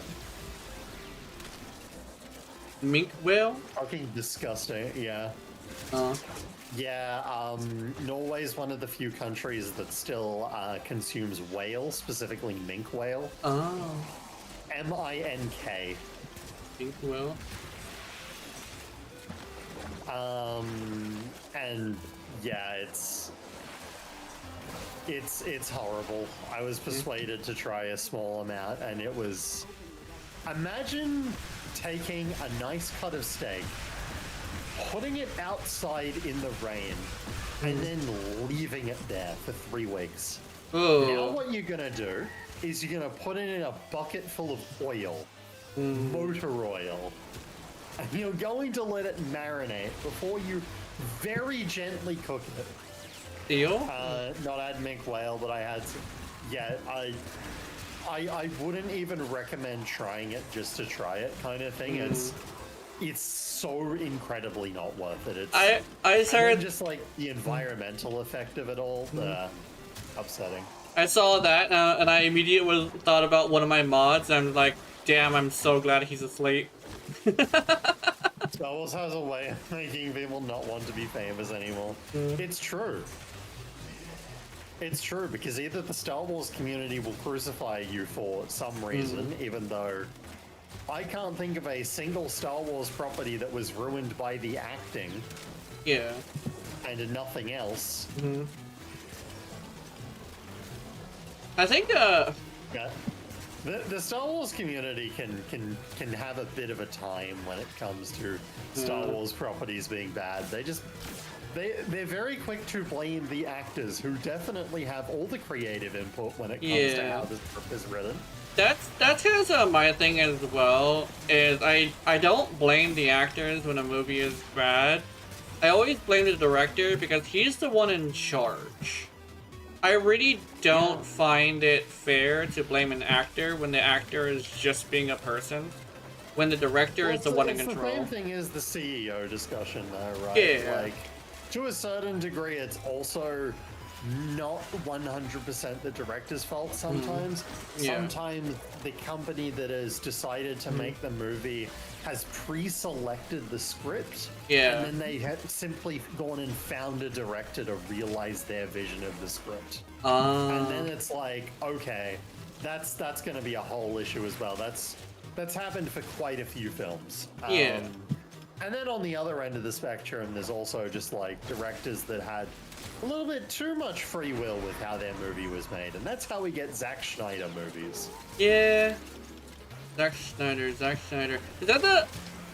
the one that made the last not the last, but like those live action Transformers movies? No, you're thinking of Michael Bay. Okay. I get, for some reason I get them mixed up. Zack Snyder's the one who went and made, God, what did he make? Justice League? Oh! Justice League, Batman versus Superman. Oh, okay, yeah, I remember there was a discussion about the Rebel Moon films, which are so bad. I think I saw, What else did he make? Yeah. Hang on, I'm gonna have to pull up the list of Zack Snyder movies. Yeah. I remember seeing a video about like the difference between the two recent Superman movies. And he was the guy who made Sucker Punch back in 2011. Oh, damn. You know the lobotomy fanfic movie? Yeah. I think did I? Oh, never mind. I thought I missed it. But I remember seeing a YouTube video that was comparing the two Superman movies. And I think his thing with the Superman movies was like a god looking down on people versus the ones that made the recent one that was like, this is just a human being an imperfect human being. It's like doom and gloom, like humanity is doomed versus like not sunshine and rainbows, but more like a more balanced thing, where it's like humans can be bad, but they also just have pretty they're capable of good or something like that. Like Superman's not like the strongest thing in the world, but he's also just strong enough to like make the choice to do good things. If that makes any sense. So I actually wanted to watch that movie just because I was like, I kind of sort of want to watch that. Because apparently it literally follows the same exact thing. From what I've heard, the new Superman movie is really good. Yeah. It also just is not made by Zack Snyder. Yeah. It's like a whole thing of like not my Superman, which is the thing, which is like, I've always kind of sort of thought Superman was like a good example of how a human being is like capable of, because he's somebody with power, but he also chooses to do good things with it. Because it's the right thing to do, rather than like, hey, I just want to be superior to you. I never really liked the new Superman movies, and I guess I heard about that one. I was like, it's probably just gonna be another one of those. But yeah, different director.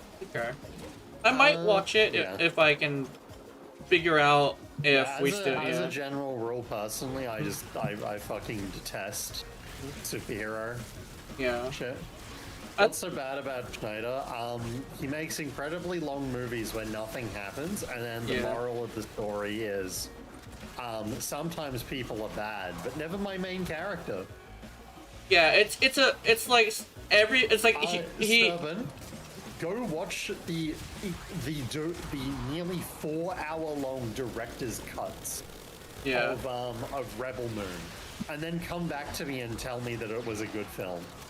I think, like, my thing definitely is the fact that he's always just constantly saying that, like, humanity is evil. Because, like, that's, like, the whole thing with superhero movies nowadays anyways. Like, they're not making them heroes anymore. They're making them assholes who have, power that abuse it. I don't like that. They're not making superheroes, heroes or assholes anymore. No, they're making... Every single superhero that exists now are ha-ha funny men who are the comedic relief of the group. Yeah. Every single one of them. I think legitimately I don't like when it's just constantly comedy, because I may not like constant doom and gloom, but I also don't like constant comedy. I want a balance between things. Just like the rest of the human race. Don't worry. Yeah. There's a reason no one watches Marvel films anymore. Yeah. I mean, I liked the Iron Man movies. Those were pretty cool. They did like the They were also ages ago. You know what they've done since? What? Every single superhero in the MCU now makes the same jokes as Iron Man. You're just watching 30 Robert Downey Jr.'s in different outfits having a conversation with each other while bad CGI is around them. Oh yeah. I think the CGI definitely isn't as big of a deal to me, but it can be very jarring when it's like really bad. I don't usually focus on artwork too much. I usually focus on the story, but I do say the story definitely is a little weird. Like the end. Yeah, the new Batman's really good. Ooh. It is a really fun thing to discuss, just how shit of a character Batman is. Yeah. For just like existing. Yeah. Bro is downright useless. Yeah. I think he enables and creates the worst in people. Yeah. Claire Obscura stream when? Probably never. I'm not very interested in how they do. I don't like games where the main way you play it is by reacting to things. Oh, that's what you're talking about. I don't like reacty style games, and I don't like parry style games. So so Claire Obscura is just like not on my list.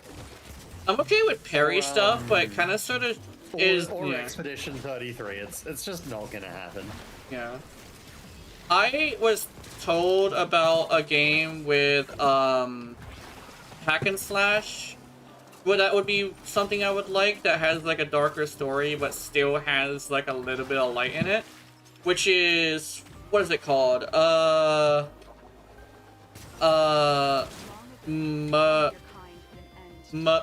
It starts with an M. Okay. Metaphor. Yes, that one. Somebody was telling me about Metaphor, and I actually grabbed it on stream because they made a really compelling argument. Probably not one I could mention on stream, but it was a competitive argument to me, at least. I found it interesting, but it's definitely not entirely the best reason to grab it. Okay. Oh yeah, God's Suppose was the one. Claire, yeah. Sudden bad 3D anime hurts me on a primal level. Also, I have a hell yeah, donut. I think I'm not much of an anime enthusiast myself. Not for any like bullshit reason. I just like don't particularly like. Literally my reason for not getting that into anime is I just don't like how they do fight scenes in anime. It's just not my thing. And that's just like how it is. Like, But like, there are some incredibly good stories in anime. I'm a big fan of Erased.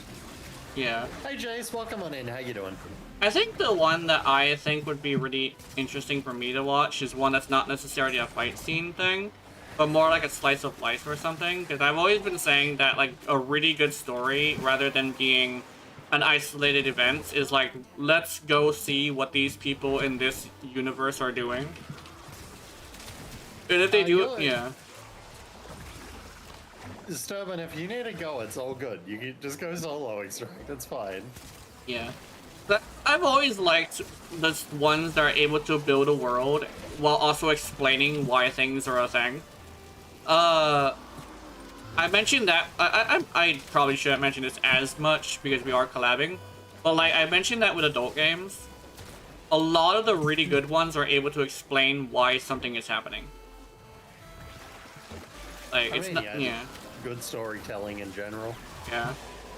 Also, Anna Gasper, how you doing? I always talk about those a lot, but like the ones I tend to talk about are the ones that are able to explain it. But it's not. It feels weird just to play a game that is just about adult stuff when it doesn't really explain why it's happening. If that makes any sense. But that probably just might be me since I've been playing them so long that Are you telling me that that by there not being extensive world building and 300 years of previous explained history, it's not necessarily that. My experience playing a femboy polished my knob is going to be in some way affected? No, it's more like if it's more than just the experience, I call it. It's more like it's more interesting, and it's more like that's adult game rather than just like an interactive video. And it's fine to like play the ones that don't have a story, but the ones that are just really good are the ones that tend to also have a good story. I usually talk about one in particular that has a story that I really love to a point where I remember most of it, but I'll probably keep that under wraps for now. But I talk about it all the time. Thank you. Rotating to clean some stuff in my room. Hell yeah. Well, I hope that goes well. Yeah. But I glaze that game more than Warframe, which is somewhat concerning. Interesting. Because I get excited when I talk about it, so... Okay.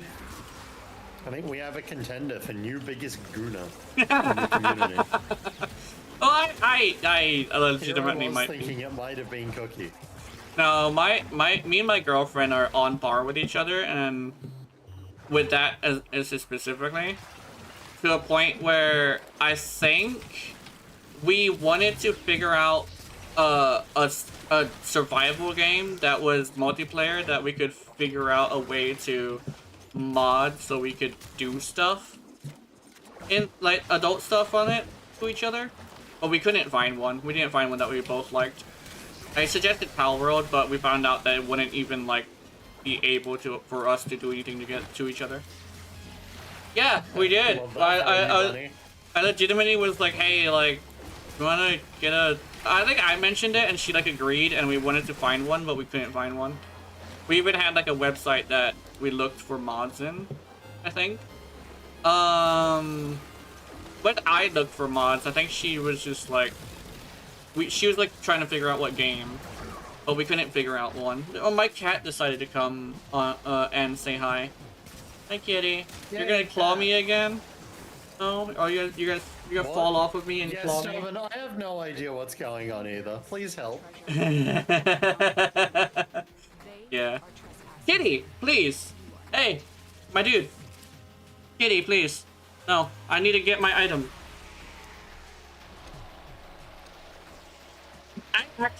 I need to show you something. It's actually happening right now. If you come look at me, I want to show you a neat glitch that your buddy has. It's like, hey, want to see a "you're ready" glitch? I know. I know. I'm usually the kidnapper. I'm usually the one who gets to hold the little rag and the funny little bottle of. Yeah. I think it might end before you get here, actually. It ended. So, I'll just explain it. Have you seen that one guy on YouTube who's currently making like 10 liters of chloroform for an experiment as well? What? He's making chloroform in his bedroom, and he keeps having to take breaks because he keeps accidentally chloroforming himself. That is messed up. Wait a minute. It's really funny. I'm pretty sure it's explosions and fire. My cat is now laying on top of me and he won't go away. Kitty, it's not bedtime. I'm streaming. You know the rules. I'm pretty sure it's explosions and fire who's doing that. Yeah. Oh, somebody's down. It might be Mr. Green Guy. Green Guy. And the reason he wants to do it is because you can use chloroform to extract caffeine out of coffee grains. But you need like It's like a 100 mils of chloroform to like 0.5 grams of caffeine ratio. Oh. Just because like there's so little caffeine in coffee grinds. By the time he like grinds a bunch of coffee, runs the chloroform through it for a while, removes those coffee grinds, squeezes them, and then rinse and repeats with like another like 30 kilos of coffee grinds into that set of chloroform and then evaporates it. It's like, oh, yeah. Has he heard of making coffee? No. Because if he makes coffee, he can only have what, like 0.002% caffeine. He wants pure caffeine. A real just stop your heart amount of caffeine. Is he gonna try and drink it? No, because it would kill him. Oh, never mind then. I thought he was doing like a weird challenge. No, are we talking about the same person? Like 1 gram of raw pure caffeine would is enough to just kill you. Oh, okay. Like one complete gram of caffeine. Yeah. Where's this guy? The guy is chasing somebody and it's violence. Like your daily recommended maximum of caffeine is like 30 milligrams.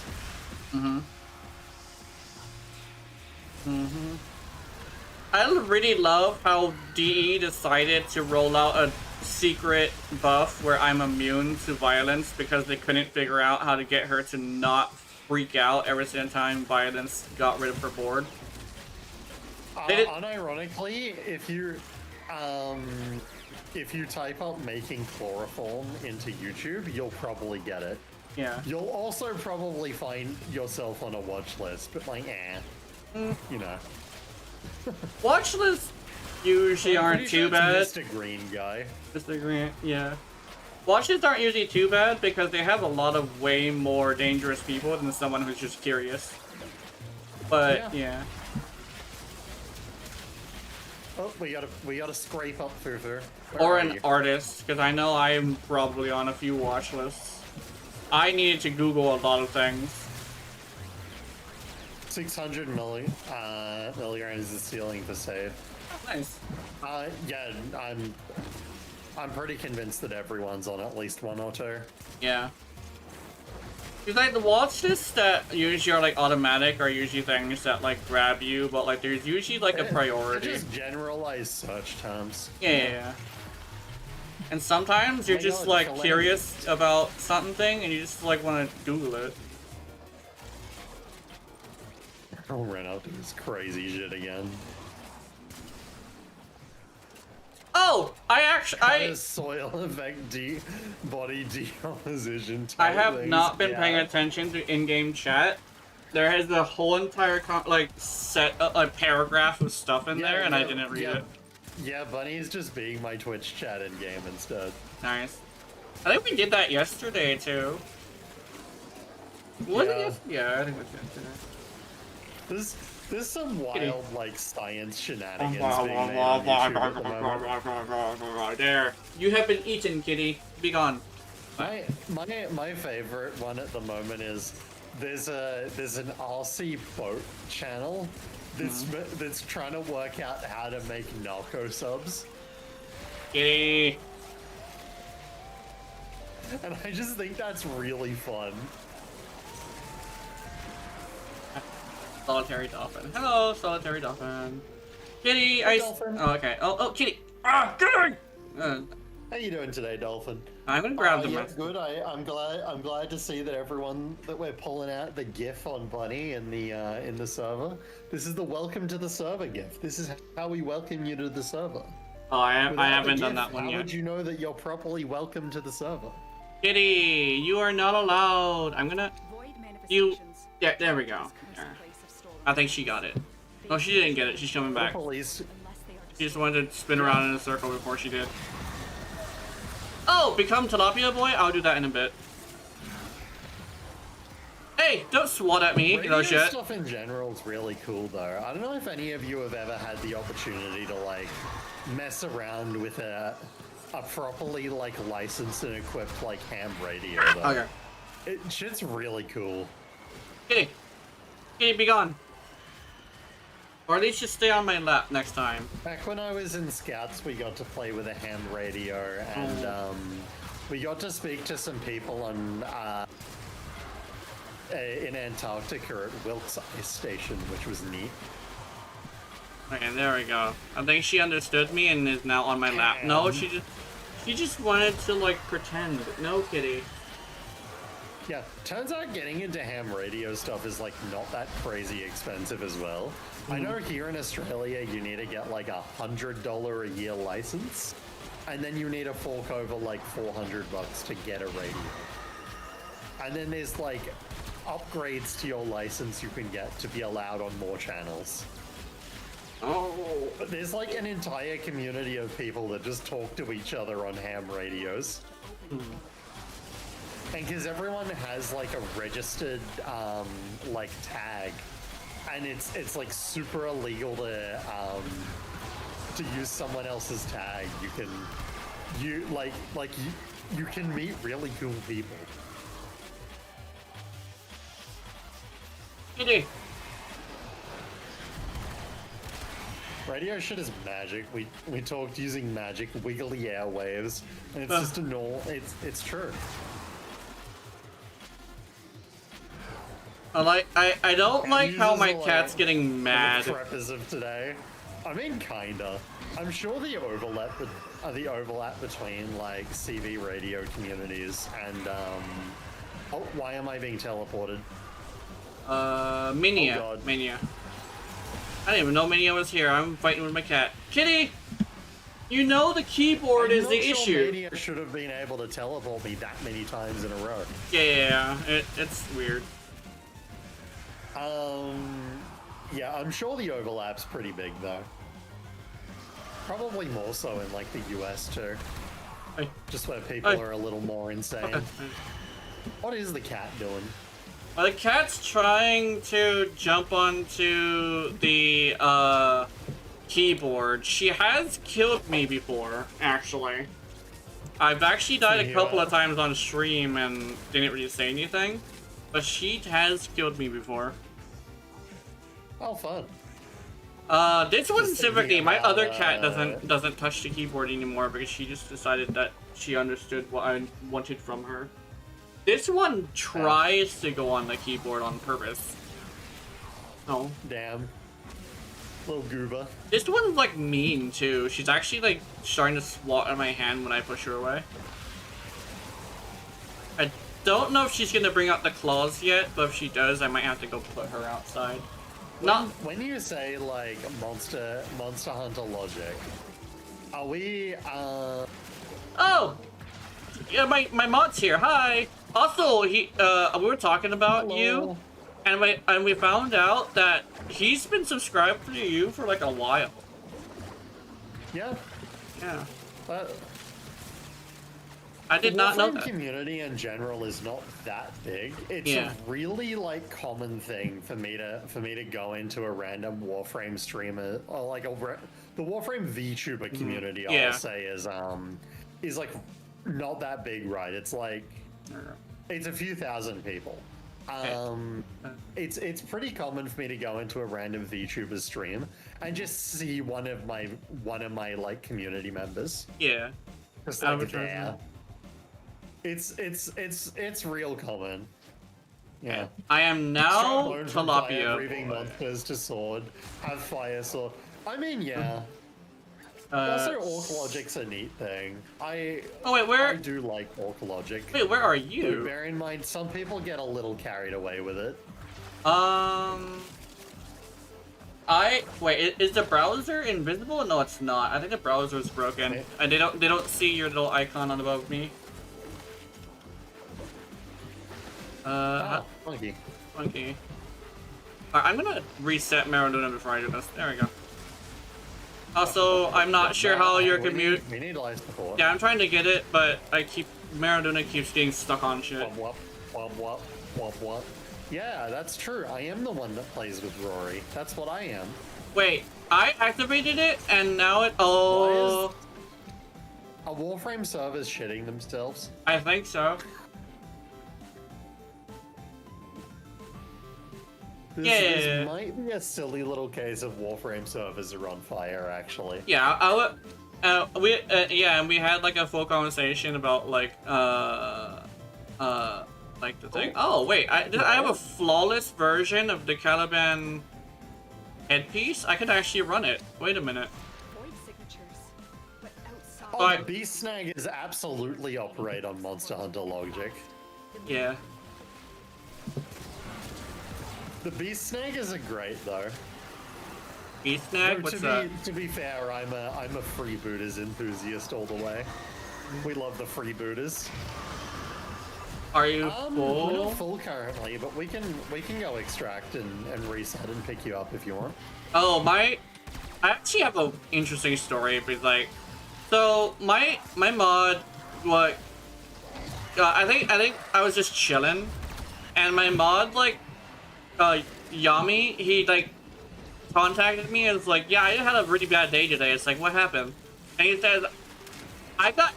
He basically said like my finger is fucked. It's like I was like, what happened? And he said, my coworker flipped a side by side, which I didn't know what that was, but it's apparently a buggy or something. But he flipped the buggy and it landed on him, which was unfortunate. But so he's got like a couple days off because his finger is fucked. Like it's bad. You know how like you can chip. Yeah, we love the bad moons. Yeah. You know how you could like you could like chip a rock. So he chipped his bone. It's not like a snap or a break. It's a chip. Yeah, my finger is broken. I see. Yeah. Yeah. Which is not good. You have my condolences. That sounds very unfun. Yeah. He got some time off. Well, that's not the only injury he has. He actually has a bunch of other injuries, but that's like the worst one. He did sprain a few things, but I'm really glad his spine is okay. Because he also got squished by the side-by-side. So... Fine. Yeah. He's fine. Well, he's not fine. He's in a lot of pain, but like, he's alive. And he should be recovered in like a week. Because of his metabolism. There'll be some Kriegsmen and some Vestroyans. That's fair. I spent today assembling the Krieg kill team actually, and I'm going to be painting them up tomorrow afternoon, if I have the time. I think he might have heard. Yeah, he might have heard the word "hit the gas" and panicked and thought he needed to hit the gas. Because I do stuff like that too. It's like earlier as well, I misheard, not misheard, but misunderstood things you were saying during the raid, and I was doing weird shit and getting myself killed. So, like the last time I died, I thought that the last stand was gonna happen after another set of sword keepers, so I jumped down, but that wasn't the case. I almost joined you for the final thing, and I wasn't able to. Yeah. But at least I know now. Personally, Dolphin, I would also have to say I think my favorite guard unit are the chem dogs. I love the Savla chem dogs. Nice. I just think it's really funny that that they have no standardized equipment. Yeah. It is whatever you feel like yoinking.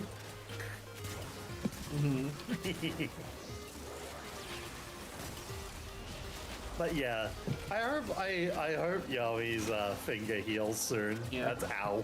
Wait, so they're basically roguelite characters because they go in, steal shit, and come back and go and use other shit. Okay. As a very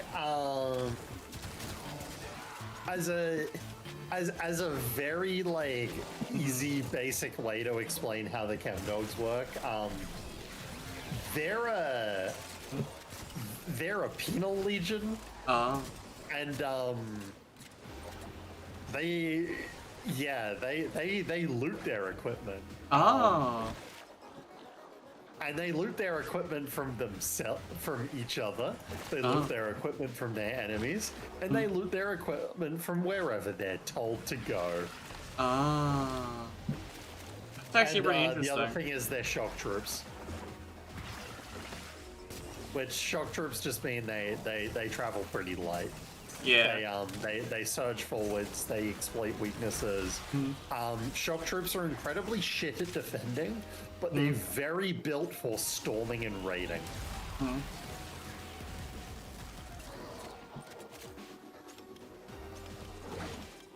You go down a lot, you know why not? Yeah. Keith will not be able to Keith will not be able to sorry. Yami might not be able to control his character as much. Ah! Oh, I did it! Oh, well, you'll be fine. Oh, I'm so glad I put that piece. I finally got this piece. It's fine. You could always just play like one of the frames where the game just plays itself for you. We finally got the helmet. Let's dip, by the way, so we can pick up Yummy. We're getting Yummy. I'm also gonna get my compressor. I feel like playing with bubbles. And I think my compressor, unironically, is better than my Atomos.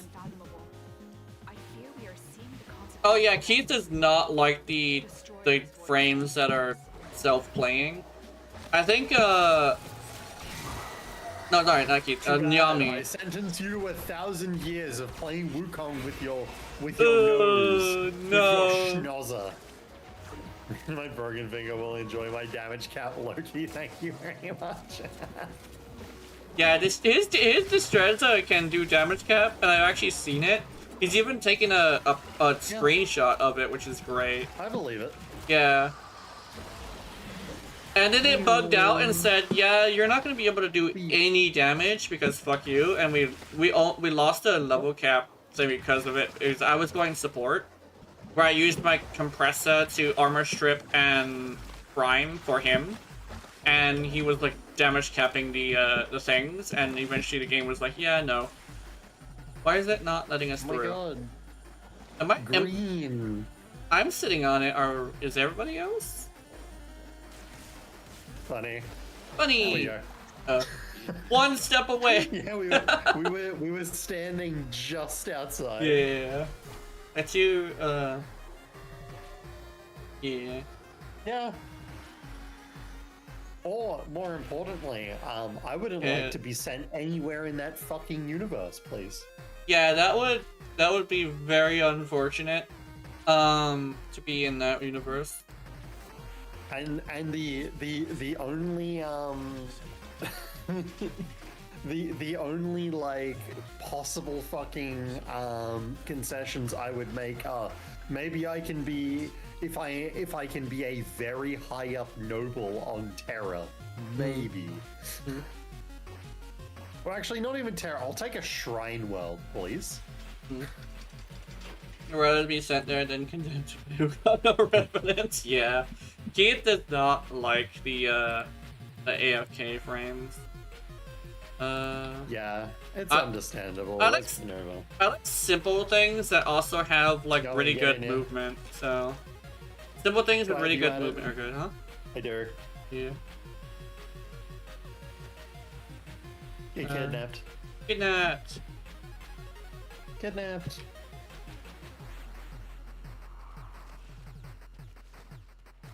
We got Usually the worlds that are really popular are the ones that you probably don't want to go into. I think I also would probably not want to be in the Pokemon universe. It's probably like the closest to a place that would be good though. It's basically just like a really advanced us with animals that have superpowers. But I think the problem is like there's a lot of crime syndicates too, and like not very much like. Yeah, but if I go to the Pokemon universe, I get to finally live out my dreams of cooking Pokemon. Yeah, I'm not gonna lie. If Magikarp tastes like tilapia, I would very much like to eat a Magikarp. I've always been more exotic than that. Yeah. I want to find out what Pikachu on a stick tastes like. It probably like guinea pig. I'm not gonna lie. Pretty sure it's probably like a fatty rodent. Hey Grimwolf, how you doing? Goop brutality is on the scene. Yeah.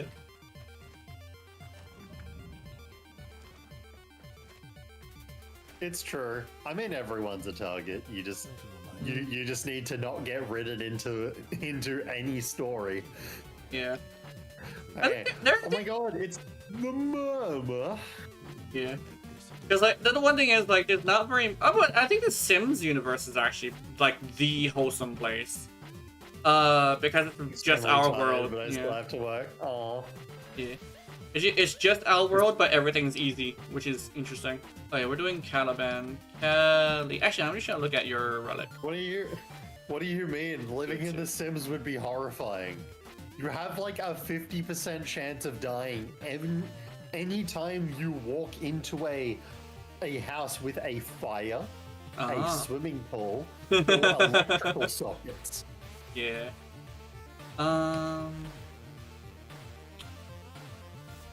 And they've removed the funny things. What's the funny things? You can no longer make woohoo with the Grim Reaper.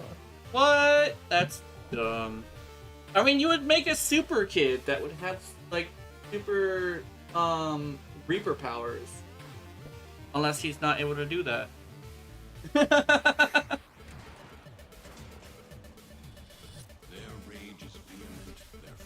They removed doing the Reaper, man. Why does that sound like an innuendo? But probably not a very good one. Being in Malistiff is so boring. Yeah. Aha, I was right. It's over here. We put the Reaper. Not allowed, Faye. Not allowed.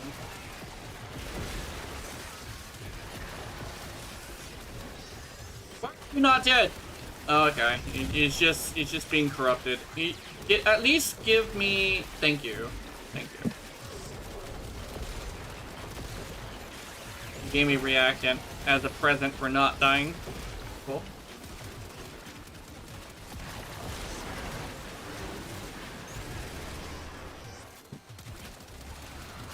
We're so killed, Nada.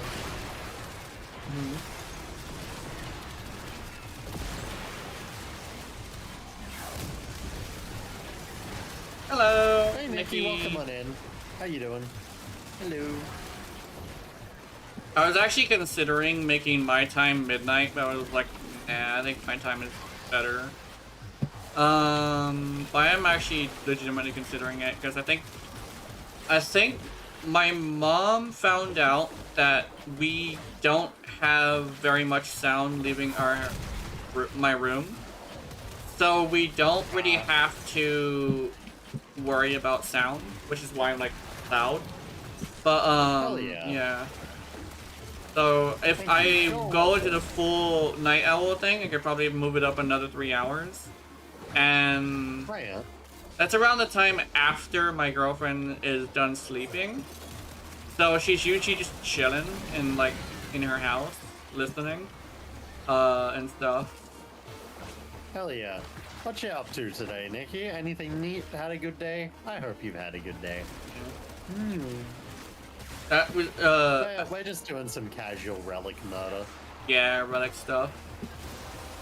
We were doing Caliban, but I think we got everything, I think. I hope you had a dubious day. Dubious? Oh, yeah. Oh, what so... does this mean, Faye? Speaking of dubious, you know the whole thing about being new to the internet? What the fuck is a dubious lick? What is a devious lick? Yeah. It was a, like, 2019 TikTok trend, way to say that you stole something. Oh, okay. I'm gonna hit Grandma with the craziest dubious lick stealing a pacemaker battery. I remember, trying to make a decision, but my Warframe friend isn't online. I figured I'd look for some stranger to help me with decisions. Also, Monty's your... Hell yeah. Yeah, what's your decision? What do you need a hand with? I'm happy to fill in that kind of advice. Yeah. Decisions are nice. They let you do stuff. You should stream with more people I like more often, I don't know. It's been a while. Hell yeah. Yeah, I'm hoping to try and do like one collab a week. I was considering streaming with Phoebe, but I'm legitimately terrified of asking her, unironically, because we simply just ask. Yeah, I would probably want to do that. Yeah. Where's Vania at? Where's Vania at? Where's Vania at? There we go. Especially since I don't know how she would react to the loot stuff. I probably would just have to filter very heavily. Yeah, you've been doing a great job at filtering yourself today. You're just be glad you're not lurking in my stream right now, because I probably would have gone on a huge rant about something really stupid. That is just a problem to me at that moment. Why are you so tanky? Please die. I'll come back. How you doing? Yeah, I'm coming. I'm just gonna leave that guy there and like grab you. Oh yeah, I'm considering what to use for my helmet. Oh fucking god. I need to stop reading. It's fine. Where is this fucking? I'm considering what to use for my helmet ability. Eclipse. Okay, what are you putting this on? I'm gonna subsume Aqua Blades. I'm a Urelli main. Oh, easy. You run raw. On Urelli, you run raw. You run raw over Aqua Blades. The reason is because raw is one of the few damage boosts in the game that can increase ability damage. So it's going to make your fall even funnier. You run raw. You'd also do what I'm doing if you're using the board, but if you're not, then it's not something you want to do. You can use Gloom, because it lets you heal Maraluna, and you can actually do just straight up Maraluna, like one Maraluna through an entire survival. But that's completely up to whether or not you use the board. Alternatively, you just run an augment mod, so you don't have to run Gloom. Yeah. Augment... well, the augment mod, I think Gloom Urelli sounds horrible. I'm sorry. No, I'm doing it right now, and I haven't lost the board at all. This is I only used the board once. Well, besides reviving you. Yeah, but like, when you can just run an augment mod to have the same experience. That requires you to also why give up the subsume slot when raw exists. That requires you to use an augment slot, which could be used for a lot. Not augment slot, but use a mod slot, and it also increases your fire rate, which can be really bad for certain secondaries, and you'll constantly have to press the first ability. And my thing is like... You're not pressing the first ability like constantly anyway? Yeah. No, I'm not. I'm just straight up shooting things. Like I say, I don't think I ever told you, but like, I don't use abilities... Your first ability makes it so that enemies die faster. I only use it on Eximents, because Eximents are the only ones that really need to die faster. And if you have a really good secondary, you don't really need it. I do have a really big, like, one, but it's mostly because it's for like priority targets that are a bitch to take out. Webbed Embrace Urelli is also pretty funny. Yeah. But like I usually just bring a really good secondary, and I only use the one if I want to lock down like a Necromech or a mini boss that can be affected by abilities. Because if I have a good secondary, I don't really need to be like forcing myself to use the ability that much. If you kind of sort of need the ability to kill, you usually are just not using a very good secondary, which is not the nicest way to say it, but it is true. It's not about difficulty killing, it's about time to kill. Yeah. And a lot of the time also just CCing an enemy so that it isn't annoying you. Yeah. But yeah, no, Gloomy Rally sounds downright cooked, I'm sorry. I've been using it ever since I wanted to figure out how to keep Maradona alive without straining my hand. Because I'm like really new to PC gaming. So using abilities has always been like something I can't really do very well. Plus I tried the augment and I either run out of ammo or I do this thing where I don't spam the one, and in between it looking for a target and me killing the target, Maradona is just gone. So it heals faster and it also CCs them without me having to touch them. Yeah. You could also just use a Furus in Kanon. Yeah. Furus, this would also fix your problems. Yeah. I don't use Furus mainly because I like using like a variety of weapons, so I change my loadout all the time. Like I was just using a Tomos and now I'm using the compressor. Because I don't like forcing myself to stick to one thing because I get bored of it and then I don't want to play it anymore. It's the whole reason why I play weapons platforms, is like change a weapon. My secondary is? I just built my new. Hell yeah! What's your secondary? I'm assuming it's. I'm gonna go with its Sicarus Prime.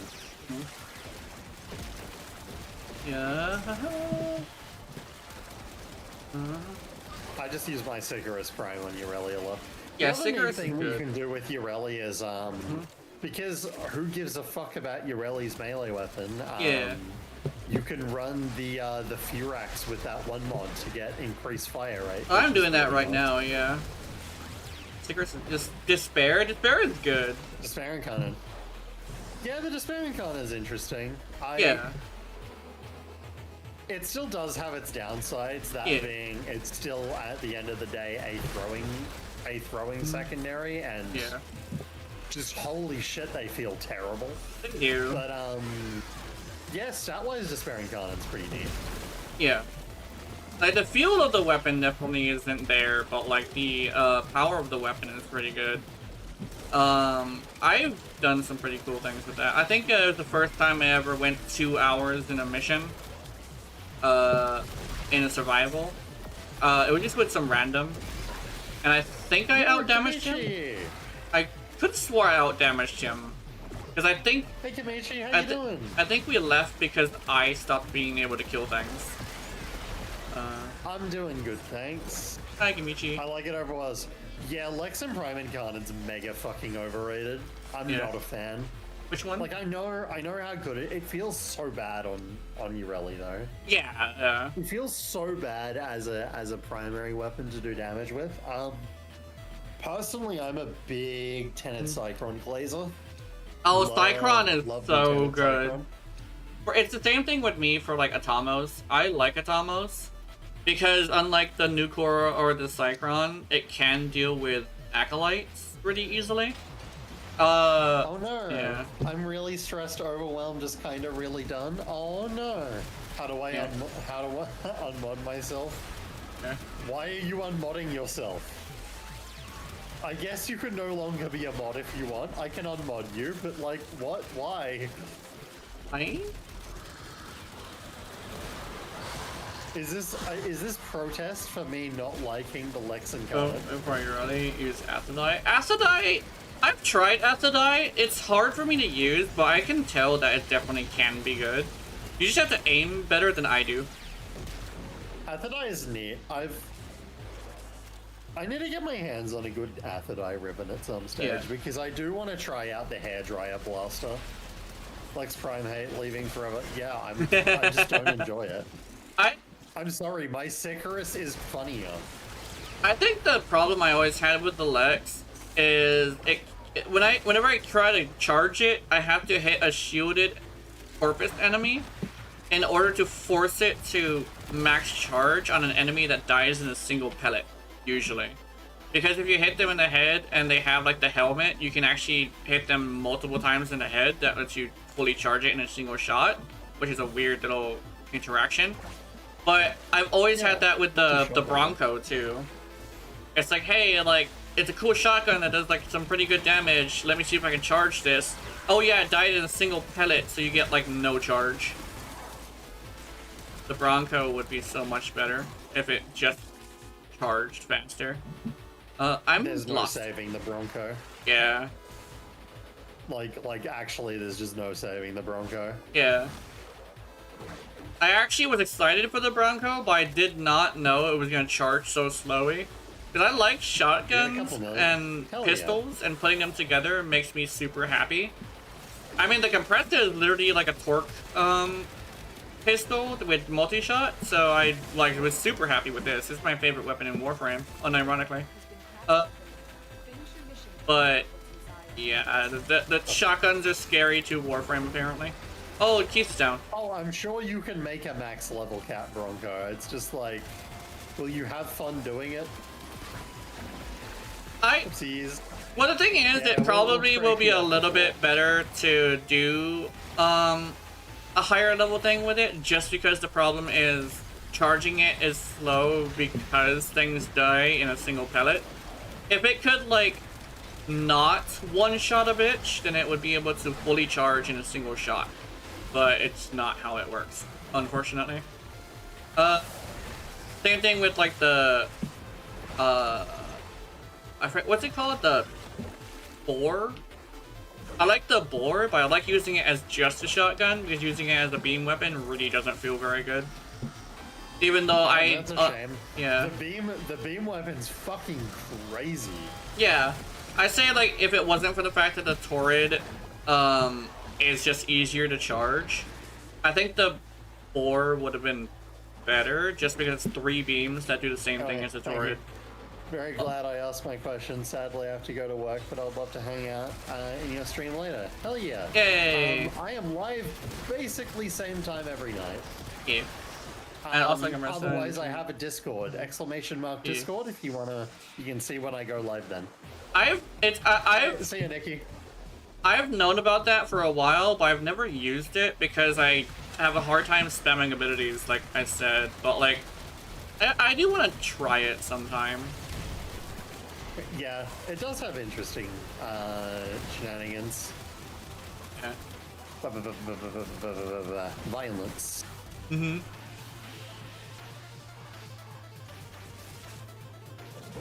I'm a huge fan of the compressor. Yippee. I think I made a damage compressor back before Innovate was a thing too. To a point where like people were like thinking I was crazy for trying.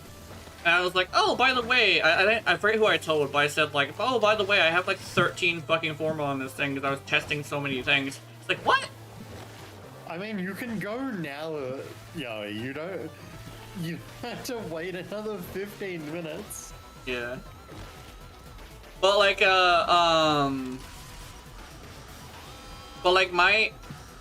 I've always like been somebody who's like challenged by people's videos, even though they don't even know who I am. So I've always like looked at a video and like, yeah, I'm gonna build that and see if I can do better. And I'm like, oh well, I kind of sort of did, but I can't tell anybody because I'm so small. And I don't ever do like call outs on my videos because I don't think that's cool. I'm not gonna call somebody out for having like a build that's not as good as mine just because I think it's not cool. Ooh, speaking of compressor, I have 3 of these. I think I might actually have a whole ass other compressor actually.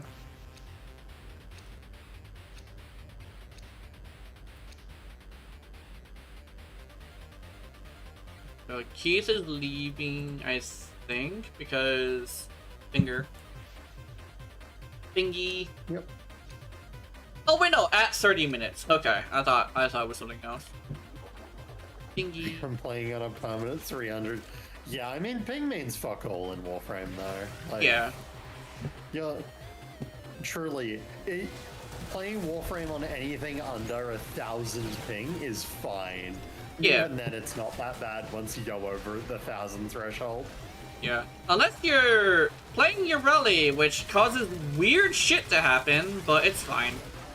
Usually I just adjust, but especially if you survive, you shouldn't have the glitch that happened to me earlier when I was playing with another YouTuber, which I actually got weirdly upset about because I was using it as using her thing, the fact that I had Urali in the ETA as an excuse to show off my Urali, and she got hit with the glitch that she's had for a while, where sometimes at high ping, when Mara Luna dies, you just lay on the ground and can't get up, to the point where you press the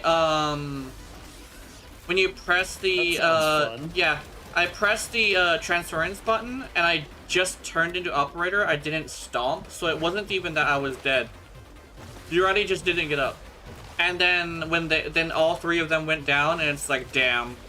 Because I was on priority targets. I was taking out the little things in the air that was spitting poison, and also like targets that were a problem, because I had the nuke war. I got super lucky with the nuke core and Urali. I was about to go off on like showing off my favorite frame, even with this build, with the gloom, and the glitch happened, and I kind of sort of had through the match doing that, so that's unfortunate. Where are you guys? Oh, you're over there. I just murder wandered off somewhere. Yeah. Murder wander. Oh yeah. Yeah, I find it interesting talking to people about builds, because you always find like the most fucking diabolical shits.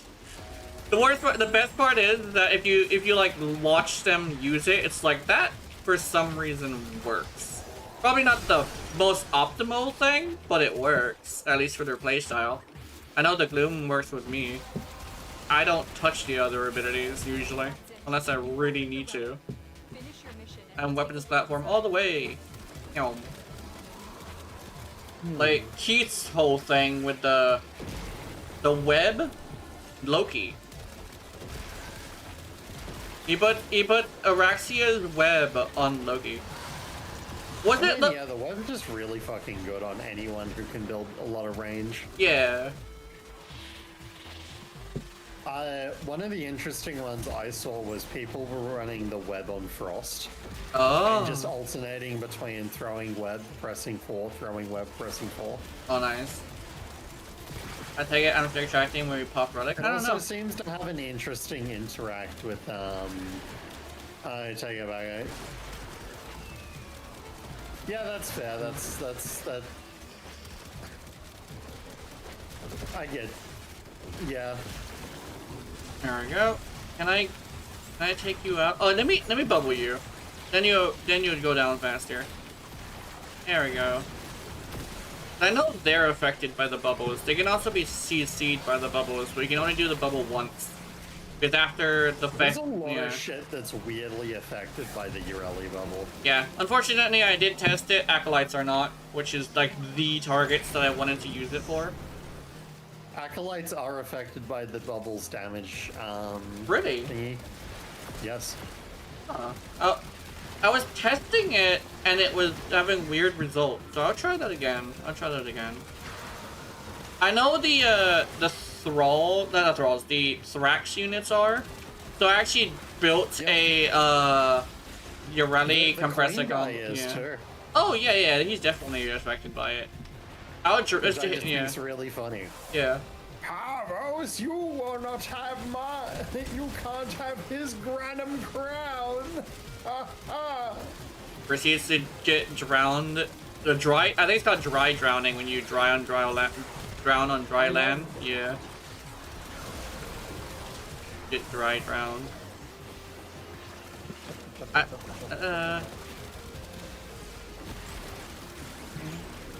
I'm also thinking I'm gonna wrap up pretty shortly. I'm getting very tired and I need to be awake pretty early tomorrow, unfortunately. Okay. Yeah, I'm gonna be away most of the day. So yeah, I was like testing it, and okay, the way I tested it was by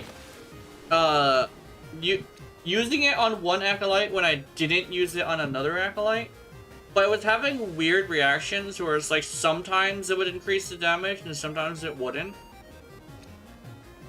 Okay, but also, were you using it on the same named acolyte? Because they have different... The different acolytes have different values. I didn't know that. I've been playing this game for a while. Acolytes have different health and armor values because they're based off of their warframe. Oh. Okay. Yeah. Huh. Let's see what the problem is now. If that's the case, then whoever I was using... The other thing is, if you're testing on 2 different acolytes, there'll be different levels. That also has massive, like, implications. Yeah, okay, good to know. So I'll use it on an acolyte next time. When you do a scientific study, you need to use the same thing as your control. Acolytes are really hard to test on because they're never the same level and they're never like none of them even have super damage. Exactly. Yeah. One of them. Yeah. So I use the I will use the bubbles on the acolytes now. I was wondering if it worked on them. But yeah. Now that I know that, I'll definitely be propping out the bubbles more often. Because both me and Keith were trying to like test it, and none of us could like come up with a like good answer. Girl, look, okay. Yeah. There we go. Lurking. Enjoy lurk.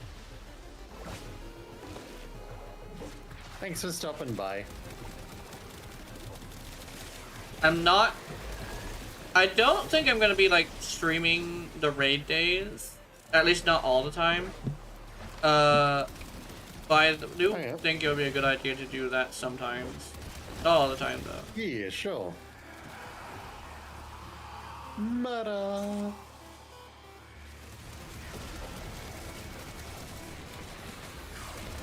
Oh yeah, bubbles.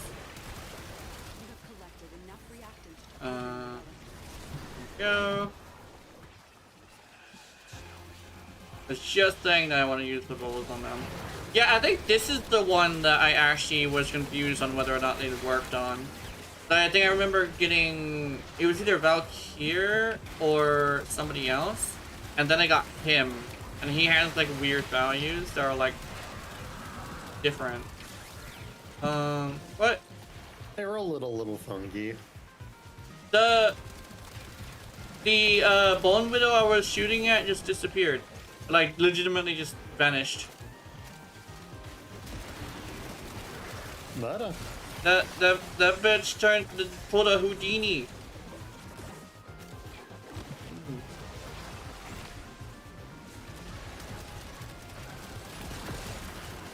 Yeah.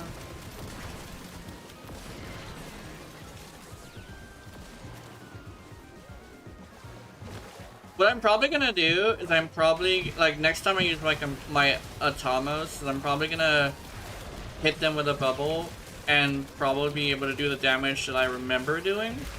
Because I remember doing a lot more damage with the weapon, but I don't know why I'm no longer doing that damage.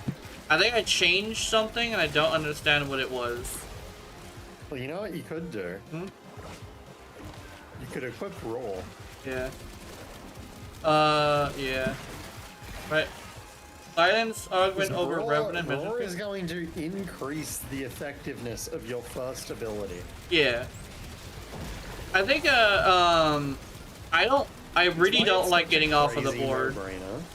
I really don't like getting off the board. I just don't like hitting my ability buttons. That's like the main reason why I use Gloom. The whole time I am doing like ready things, I don't get off of the board. It's usually why like reviving people can be a little bit irritating. I do it anyway. For the win. Yeah, because I in order to revive people, I have to get off the board because there's a bug that I'm really afraid of. I'm not sure. I'm the one that coined this, so I'm pretty sure you haven't heard this one. But the Urelli, I think it's called. I think I referred to it as the Urelli divorce bug, where she just fucking grabs all your shit and leaves. You lose all your items, and she disappears. I've never encountered any of these Urelli bugs because I use Loyal Marlena. So yeah. I don't. I'm never even on the board. Yeah. But like, you hop on the operator and somebody DCs or something, and Urelli just fucking takes all your shit and leaves. It's interesting. That's the one that I actually got the most angry with, and actually it made me lose my mind. I got hit with it like 3 times in a row during stream.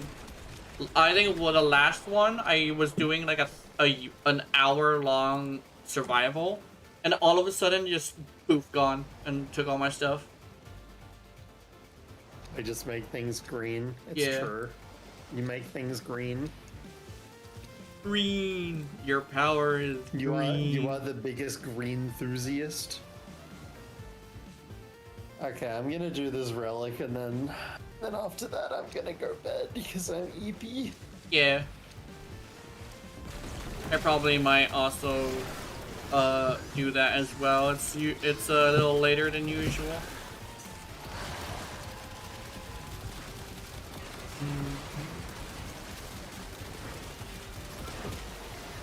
Let me do that.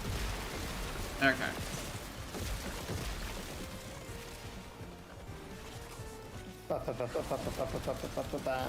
I found an interesting interaction with viral magnetic and I think it was corrosive altogether. It's specifically on shielded targets and what's the other one? Overguard targets. It's really hilarious. That bang? So when you hit them with 10 procs and you mod 10 viral procs and 10 magnetic procs, and then you also mod for corrosive, you can do this thing where the electric proc that happens when the shields or the overguard drops will one-shot the thing that has the overguard if it's higher than a certain health threshold. It specifically works on Thrax units really well, where you literally hit them with that, and you will one-shot them. Couple that with Urelli's bubbles, and they actually legitimately, if you make them drop their shields or overguard, you will just hit them with the initial proc of the electricity and just fucking kill them. Let me see if I can. There we go. Oh, he didn't. Some of them have damage reduction, so it doesn't really work on those ones, but. I think it explained it right. But like, yeah, like, that's why I'd say the compressor is really good. There we go. Hit you with that.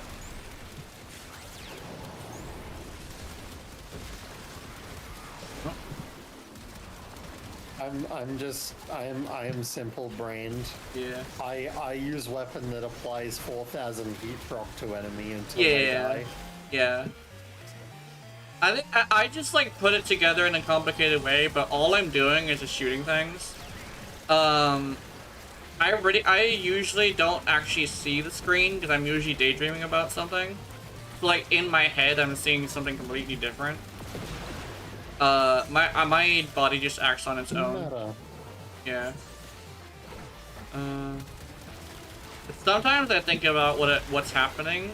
And I'd like to share it, but other times I'm just like talking about something really stupid.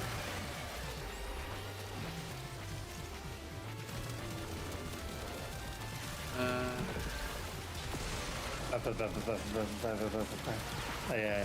Hear me out, right? Bear with me. Sorry, I didn't notice that comment. Kamichi. Silence with augment over Revenant Mesmerskin and Sentient Wrath over Stein X4. I mean, I guess. Is it really better than like the normal frame though? Yeah. Because I don't think it is. Yeah. I usually don't really go for like efficiency or like power. I usually go for like what I feel like going. Or like not specifically like what feels good. I don't really focus on like the efficiency of stuff. As you can see me using a diabolical build. Roar is really great, but I'm just like, I like this. What was that meme? The I like this, but this is brilliant, but I like this. That's basically what it is. I both at level gap. Yeah. Yeah. What both of what? Oh, yeah. I can see that you've had them both at level cap, but also both of these frames in their normal habitat can go to level cap as well. Yeah.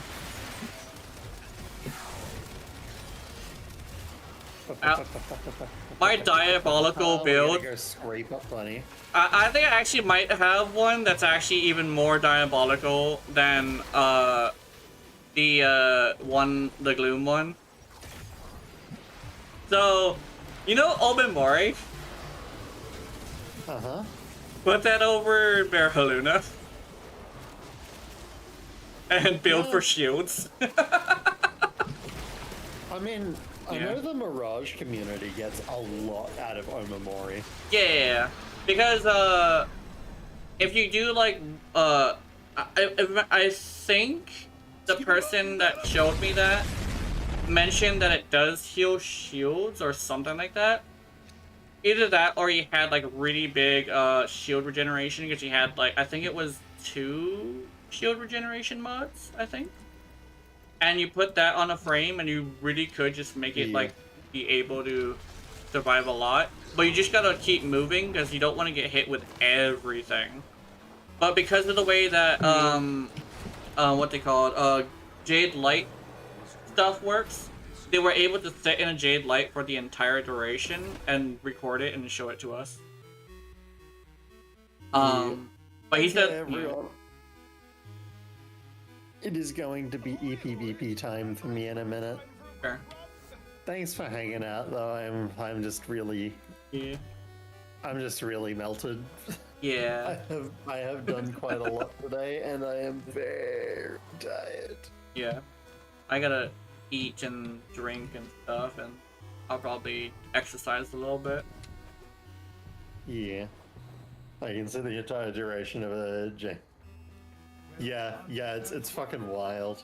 Anyway, I survive with everyone. I am disappearing now. Goodbye. Bye-bye.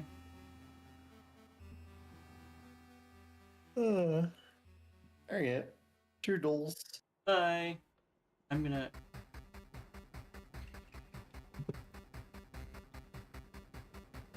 Okay. Oh, someone added me. Oh! Carl is live. What's Carl doing? Oh, he's doing... Okay, I want to raid someone for the first time. Actually, let me check how many people are here. Is it going to be at the threshold of how many? 5 is fine. I think 5 is a good amount of viewers to raid somebody. I think he's still live, so let me see if I can find him. So we're gonna raid... Where'd he go? Following... I'm following somebody who's live now. Oh, Carl. It's Carl. So, we're gonna go raid, Carl, and see what he thinks about that. People on YouTube, sorry, you might not be able to see it, but let's go do that.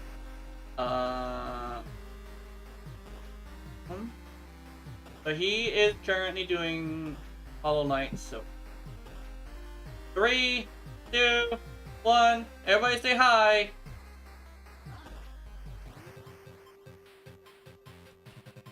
Yeah, we're start the ready to raid in 10 seconds, it says. Okay. And boom.